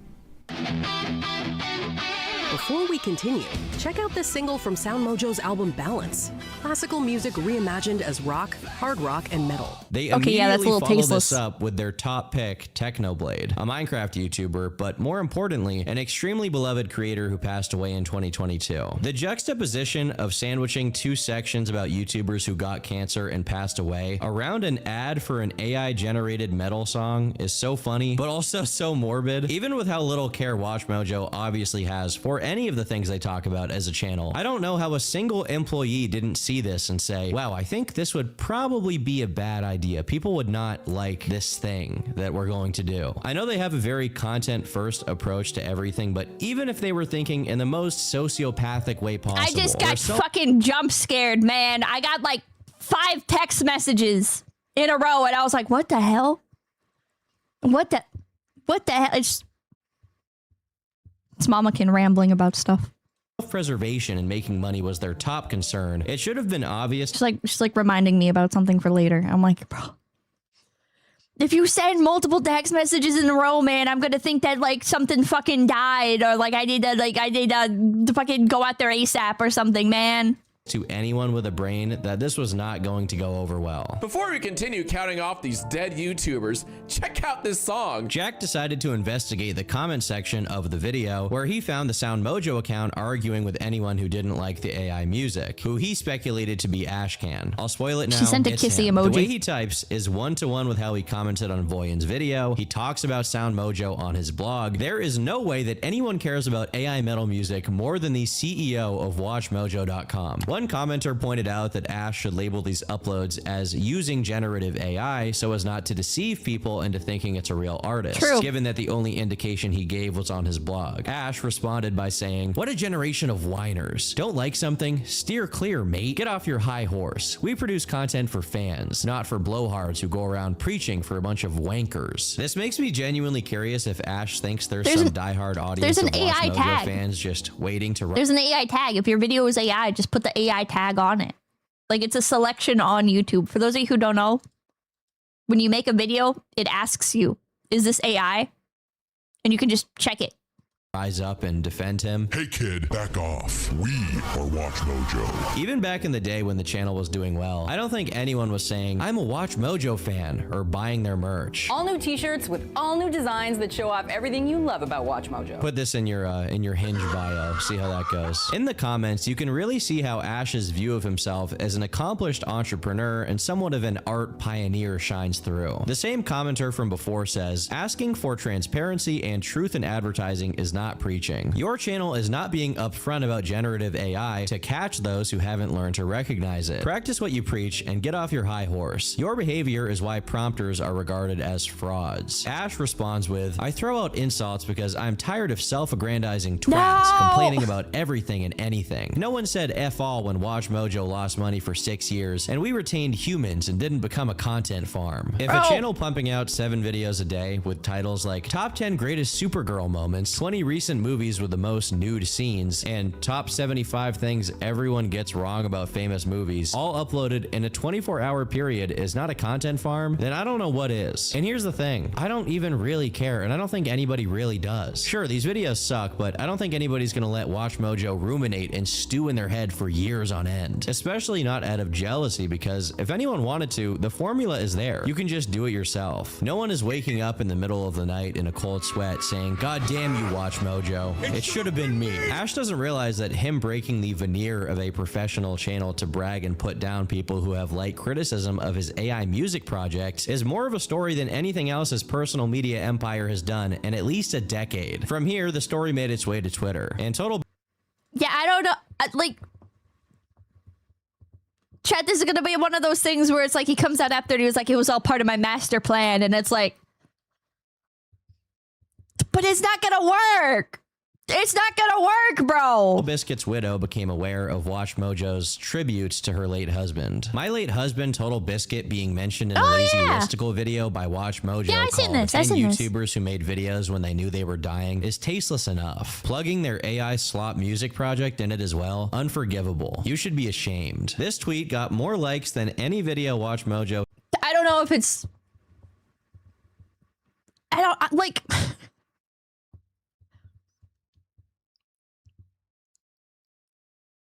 I feel like if he had just deleted the video and said nothing, most people would have never realized. Has posted in the last month, before the story was boosted once again by Critical in a video that passed 3 million views. And Ashcan is down here in the trenches doing battle yet again. Initially, it seemed like Ashcan wasn't going to back down, opting instead to call his critics retarded and accuse those commenting negatively of crashing out themselves. That's kind of funny. But with so much pushback, it seems like someone a did it little from the less WatchMojo testy account within the WatchMojo company finally felt enough pressure to acquiesce, and also to unplug Ashcan's router because this guy cannot help himself. They removed the segment where SoundMojo was promoted before updating the description to say, "We recognize the unintended accidental insensitivity. 100% of the proceeds from this video will go to our charitable initiative Mojo Gives, which donates to charities including colon cancer." Clearly, this statement was not written by Ash himself based on the lack of snarky one-liners or calling people wankers, so I guess someone who actually wanted to prevent further reputational harm was behind this one. But in the midst of the drama, someone posted a thread to the Ask Me Anything subreddit, claiming to be a former contributor to the channel. When questioned about the SoundMojo ad placement, this is what they said. "I don't know whether the AI music ad decision was a deliberate attempt to drive attention towards the project or simply a lack of editorial oversight, but neither explanation is particularly flat." Yeah, Summers, thank you. Can you put the Crash Out Since 2026 t-shirt on the thumbnail of this video? I think that'd be pretty funny. That should just be my channel header.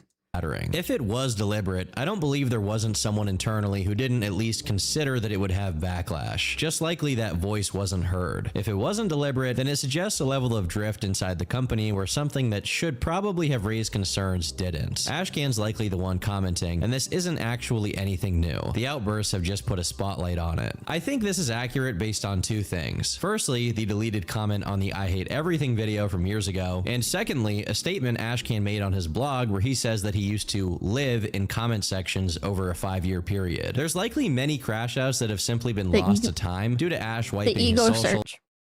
Bro's addicted to ego searching. It's over. He's too far gone. Or people just not realizing he was the one engaging. It's also important to consider the idea that at least one person who saw that video going out must have thought the AI music ad was a bad idea on that specific video. As this former WatchMojo contributor says, whoever they are, maybe they didn't care enough to say anything, maybe a higher up had a specific memo to push the ad through regardless of context. While we may never know the full details, the Reddit user claims that many employees or contractors left around 2024 and 2025, which could explain why there's been a dip in quality control, even by the standards of the WatchMojo channel. My best guess for why Ashcan is so active in comment sections is that he himself doesn't contribute much to the channel at this point in time, hence why he spends his days on Grok trying to combine Megadeth and Beethoven, and writing long paragraphs towards his haters. And while he initially didn't watch the video by Voyen at the time of his comment, it seems he did eventually sit through it, along with all of the other recent videos about WatchMojo, as he posted a long blog on Context is I will never watch any, how do I say this, videos about myself. Some people have made videos about me. I will not watch them. I will not watch them. I think I watched one on stream. But negative or positive, I don't want to see it. I don't want to see it. If it's like a brief clip, it's like, okay, like that's fun to engage with. I'm not going to actually watch it. I remember what I said, but I can like leave a comment in the spirit of the clip. I'm not going to actually watch the clip though. I don't want to hear myself speak. I don't want to hear people talk about me. Like negative or positive, right? Like it's I would rather watch something else. I don't know. Isn't there something like kind of weird about that? Like it reminds me of like as a kid, right? As a kid, like I would eavesdrop on the adults all the time. And then when I heard them like talk about me, I'm like, I gotta get the hell out of here. I gotta get the hell out of here. I don't want to know. I don't want to know. No, I'm good. I'm good. I'm good. There's a difference between ego searching and having you presented to you by someone else. Yeah, it's kind of, I don't know.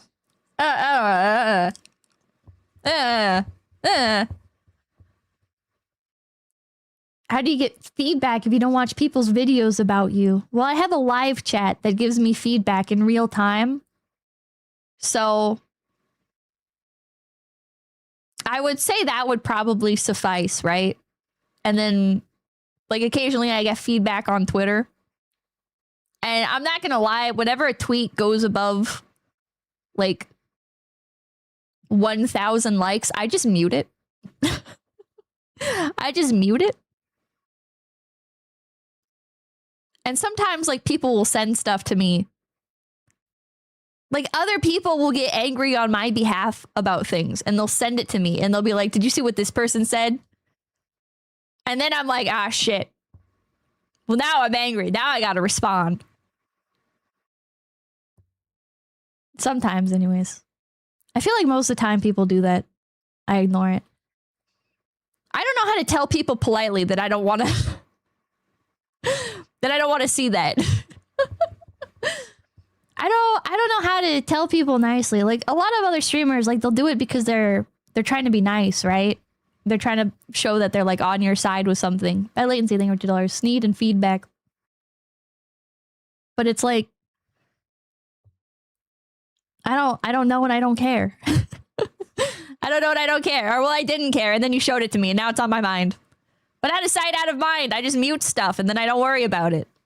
Then Summer thank you for $2. Hey Pippa, you're doing mediocre at best in a good way. Oh. Thanks, man. Out of sight, out of mind. Yeah. It makes me angry because like I'm not immune. I'm not immune. Right? Like once I see it, I'm like, okay, yeah, now I'm bothered. Now I'm angry. Sometimes anyway, sometimes it's so stupid that it's just like, yeah, whatever. Like I don't like either the thing this person is saying makes no sense or I simply like fundamentally disagree with them. So it doesn't matter. But you're still human after all. Yeah, I am still human. So like it's one of my biggest pet peeves is when streamers will send me like things that other people say and they're like, oh, can you believe that they said this? Or like, I don't like this person is so wrong, blah, blah, blah. And it's like, I don't want to know. I don't want to know. I don't care. Maddie Cube, thank you for $200. You unironically won the internet. Keeping your sanity and saving yourself the anguish of melting down sounds like the healthiest. Well, I don't think I've won the internet. It's still, like, stuff still does get to me at times. You know? Obviously. Obviously. I'm female. I just want to grill, man. Leave me alone. I've unironically said that line to people a few times because I feel like it gets the point across like in the most non-confrontational way. But it does get aggravating when people send you stuff and you're like, I don't want to see that. Why are you looking at people's like angry reaction to my whatever I did. Like, who cares? Why are you looking at that? Why are you looking at that? Moogie Moogie, thank you for the 1,000 biddies. Thank you, thank you. Can we pet the rabbit? No. Beeper Kriza, thank you for the raid. Mr. Simple, thank you, $100. Hit him with the, just put the fries in the bag. They're trying to bait you. I don't think so. A big head, thank you. Pippa, have you watched the VTuber Slimekin, Papassum, and some blue cat? They're very entertaining. Some blue cat. Did Mumkey respond? No.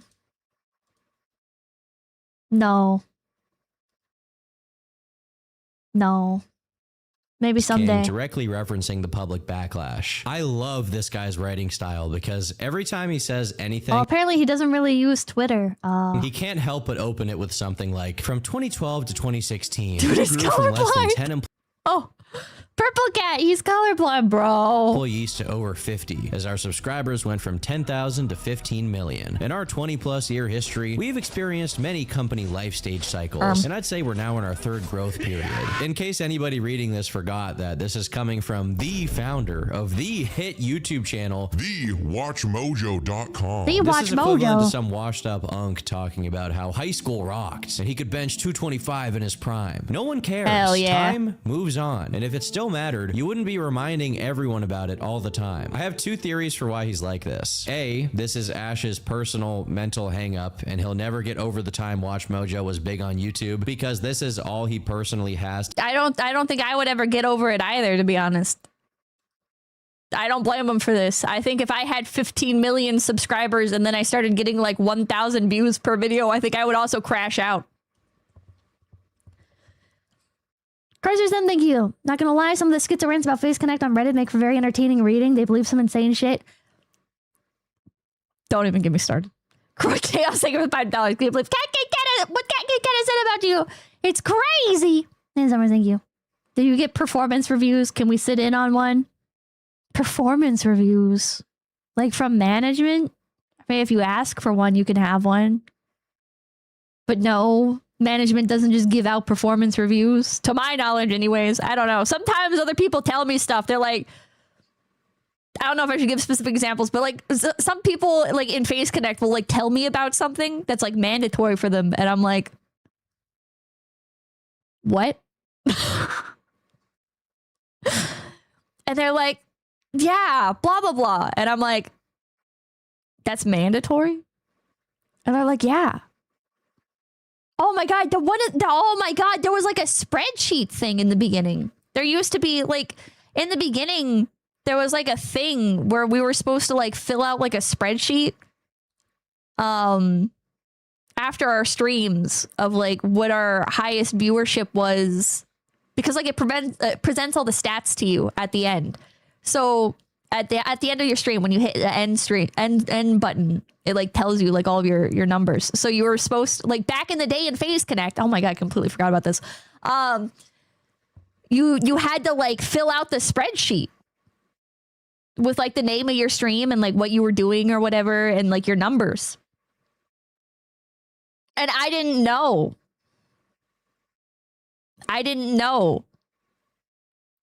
And so other people were talking about it. And they're like, yeah, I hate filling out the spreadsheet. And I'm like, the what? And they're like, yeah. And I'm like, what are you talking about? And then I asked, is that a year one thing? Yeah, that was back in year one of Face Connect. And then I asked management, and they were like, yeah, you're supposed to be filling this out. And I'm like, I'm not gonna do that.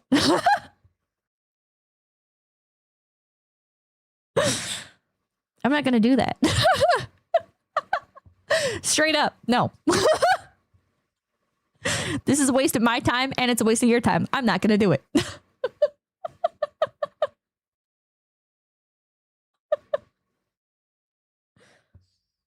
Yeah, that's a terrible idea. Yeah, it's a terrible idea. It's a terrible idea. You know why it's a terrible idea? Because you can go to YouTube and you can look at it and you can say, oh, here's all that information. I can go to Playboard, Social Blade. There's all these fucking websites I can use to gather that information way more easily. with broader context. Super and Bob, thank you. Mandatory doesn't survive if your inability to not care is greater than how much management pretends to care.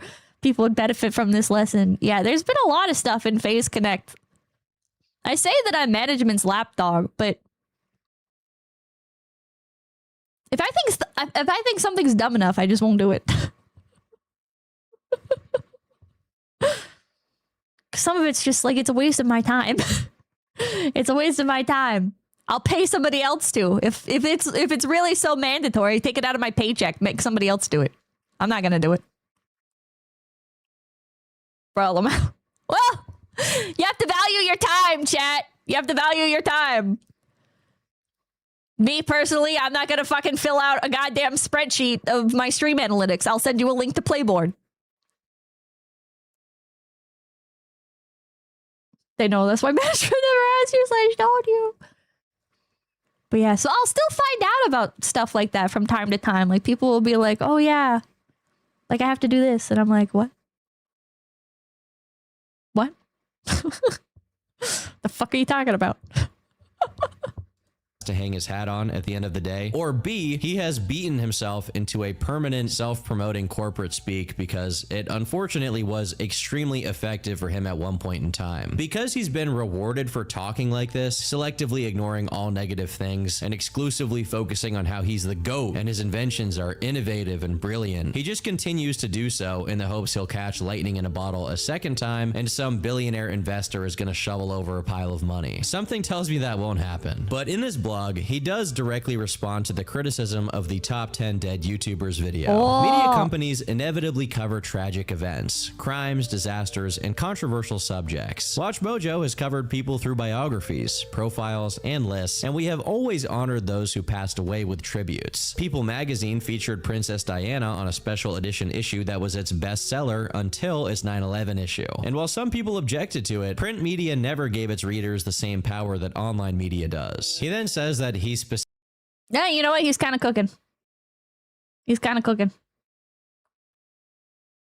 It makes sense. Phase Connect has such a broad range of personalities that you can't manage them all the same way. True. True. Specifically created Mojo 𝐒𝐬𝐴, their charitable effort. So they monetize tragedy like the news. Yeah.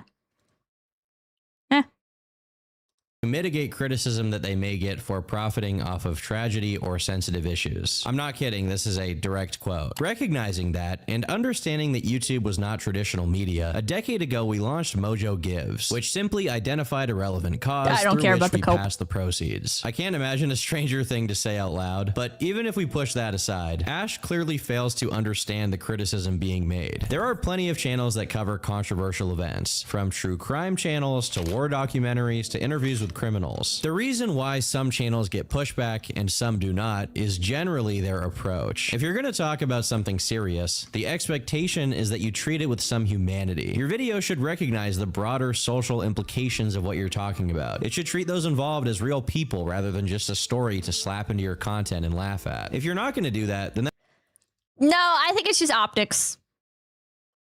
I'm going to be honest. No, I think this is wrong. I'm sorry. I think it's just optics. I think it's...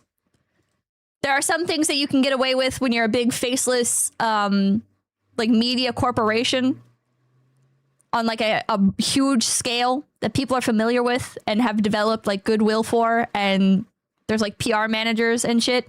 And then I think there's things that you can get away with when you're a faceless corporation on YouTube already drawing the ire of the average, like, person that's willing to complain about internet shit, right? Like, you already have enemies. You already have enemies, and you're a lot more accessible to them than Times Magazine is to the average blogger or guy on Twitter complaining about how insensitive a 9/11 fucking magazine would be. But also, the 9/11 magazine was printed in a time when there wasn't, like, one big internet hive mind, you know? Oh, he's literally explaining how to have good optics in different words. Okay, well, like, he's saying that there, like, needs to be more to it. Like, oh, if you handle it with, like, care and nuance. It's like, there's no care and nuance. That's also fine, but you shouldn't expect that everyone who sees your stuff is going to respect it. That's the difference. I've made plenty of videos about true crime with little to no pushback, and the reason why is not because I'm some amazing journalist, or that I donated my profits to charity, because neither of those things are true. I'm just a guy who finds those things interesting. I've even made true crime videos that are a list of similar topics that I grouped together for ease of viewing, as have many others. The difference is, I don't promote AI-generated music in between upbeat, royalty-free music played behind me reading 4 sentences from someone's Wikipedia about pretending to handle with care and nuance is the same thing in this context. About how they died. If Ash wants WatchMojo to be taken seriously, then he and his employees need to treat what they talk about with that same seriousness. And that brings me to my next point, WatchMojo's lack of identity. In the 20th century, the goal of media was generally to cater to as many people as possible. Society existed in more of a monoculture. Everyone listened to the Beatles. They all watched the same movies. They all watched the same TV shows because there was simply less to go around. TV had 100 channels to watch. Movies were mostly made by big budget producers, and albums could only be sold through record labels who controlled the means of distribution through physical media sales. In the 1990s, and especially the early 2000s, this all began to change as consumer technology improved. Now, anyone could buy a camera and video editing software and make something, and when YouTube came around, anyone could post it online. Suddenly, whatever your specific interest was, there was an avenue to watch it, and people like you were out there making what you wanted to see. The WatchMojo channel began on one hand functioning like TV, but on the other, it was able to cater to specific fandoms and topics. Ash often talks about how valuable the explosion of so-called geek and nerd culture was to WatchMojo's rise. And then, you know, we could see that like kids who were reading comic books would grow up to be decision makers on Madison Avenue. Yeah, the explosion of geek culture, and you had a bunch of starved nerds that got like absolutely no like larger YouTuber attention. Do you remember when like a big YouTuber like saying that they watched an anime? Like that used to be a big deal. Bigger YouTubers back in the day could pander to nerds so easily by just saying, yeah, I watched fucking Naruto. I watched Berserk. Berserk is like the big one. I watched, I read Berserk. I read, name off like a really obscure. If you name off like a really obscure one, that could rile a lot of people up, like in a positive way. They'd be like, oh my God, you watched Special A? That's crazy. That's like not one of the big ones. Whoa. Whoa. Yeah, that's our guy. Didn't people lose their minds when they found out Markiplier was into Toho? Is Markiplier into Toho? I have no idea. Not too obscure though, then you'll lose them. True. True. Yeah, you should watch a good show instead of Special A. Special A is bad. But yeah, that's what it used to be like, which is weird to think about because nowadays it's like anime's fucking everywhere. I think it's more weird to be online and to not have like a favorite anime. Like even normies are like, I love Studio Ghibli. Big head, thank you, Pippa. Can we get an A emote? Why?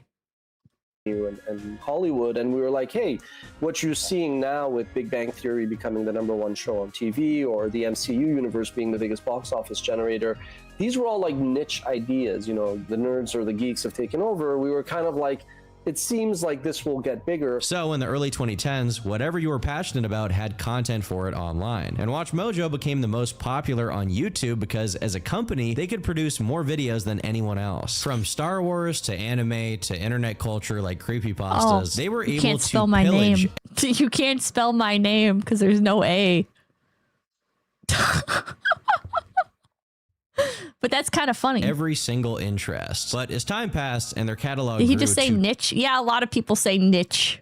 Tens of thousands Not of me. videos. They ran I swear out of I say ideas, niche. and the entire channel became redundant for viewers. As Voyan pointed out, they make the same video again and again with 1 or 2 entries updated. Thanks, Angel. Thank you. If I recall correctly, PewDiePie liked Blame. By the way, Sutomo Nihei.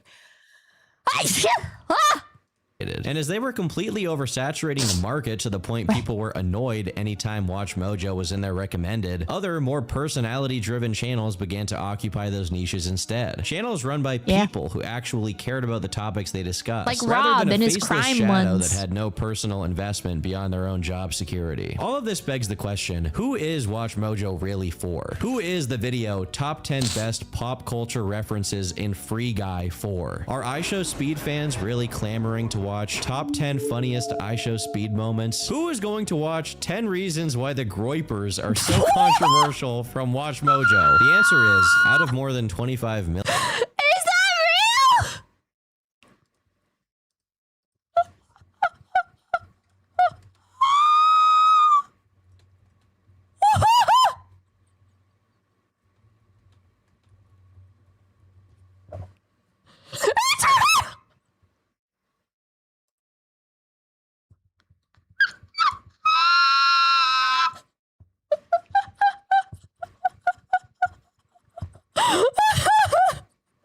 Actually, took it down. I think I'm the target audience for this.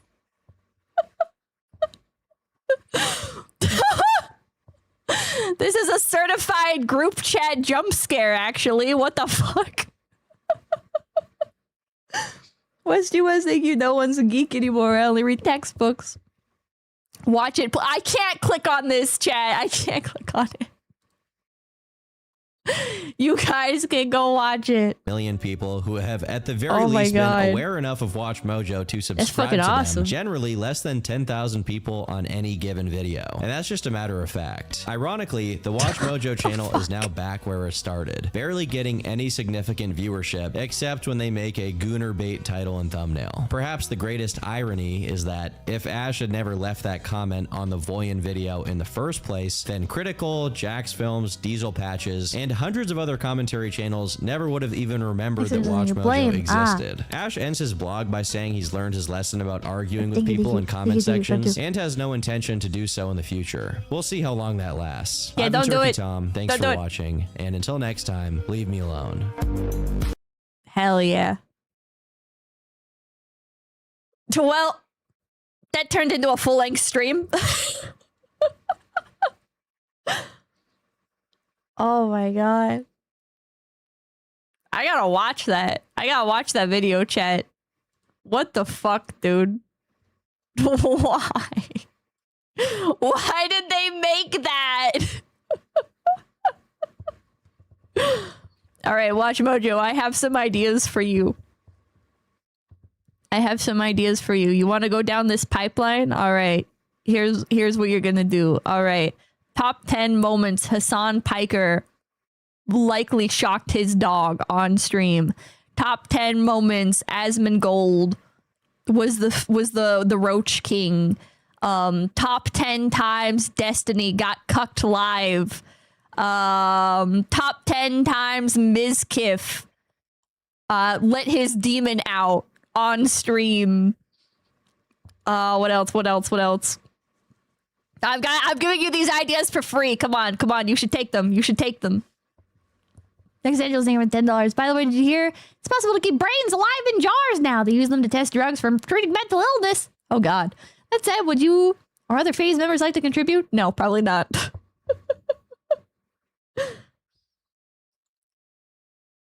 Pippa chose violence. These would be awesome. Top 10 Ice Poseidon controversies. I think you're 10 years too late. I think you're 10 years too late for top 10 Ice Poseidon controversies. I think that boat might have sailed.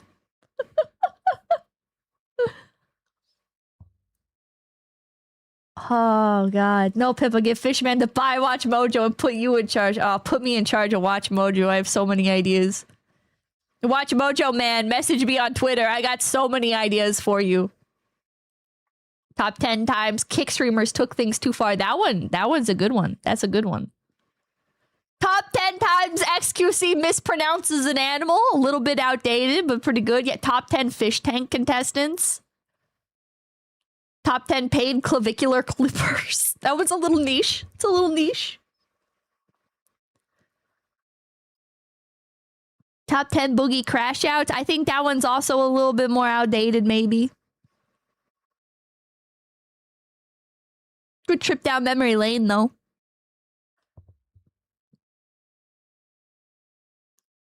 Anyways, all right. I'm gonna hop off. Thank you guys so much for stopping by. My name's Bev. Top 10 streamers that probably bought their views. That one would be awesome. Oh my god, Watch Mojo, you need to do top 10 streamers that most likely bought their views or have been accused of botting their views. No, you should use the first title because it'll rage bait people more. They'll engage, or not rage bait, engage bait. It'll engage bait them. Oh, top 10 VTuber graduations. Okay, no, I gotta get out of here. But you're welcome. You're welcome for the free ideas. All right, thank you guys so much for stopping by. My name's Bev 𝐿𝐴𝐻, and I will see you not tomorrow, Tuesday, or to cringe. The level's away till day. The level's away till day. The level's away till day.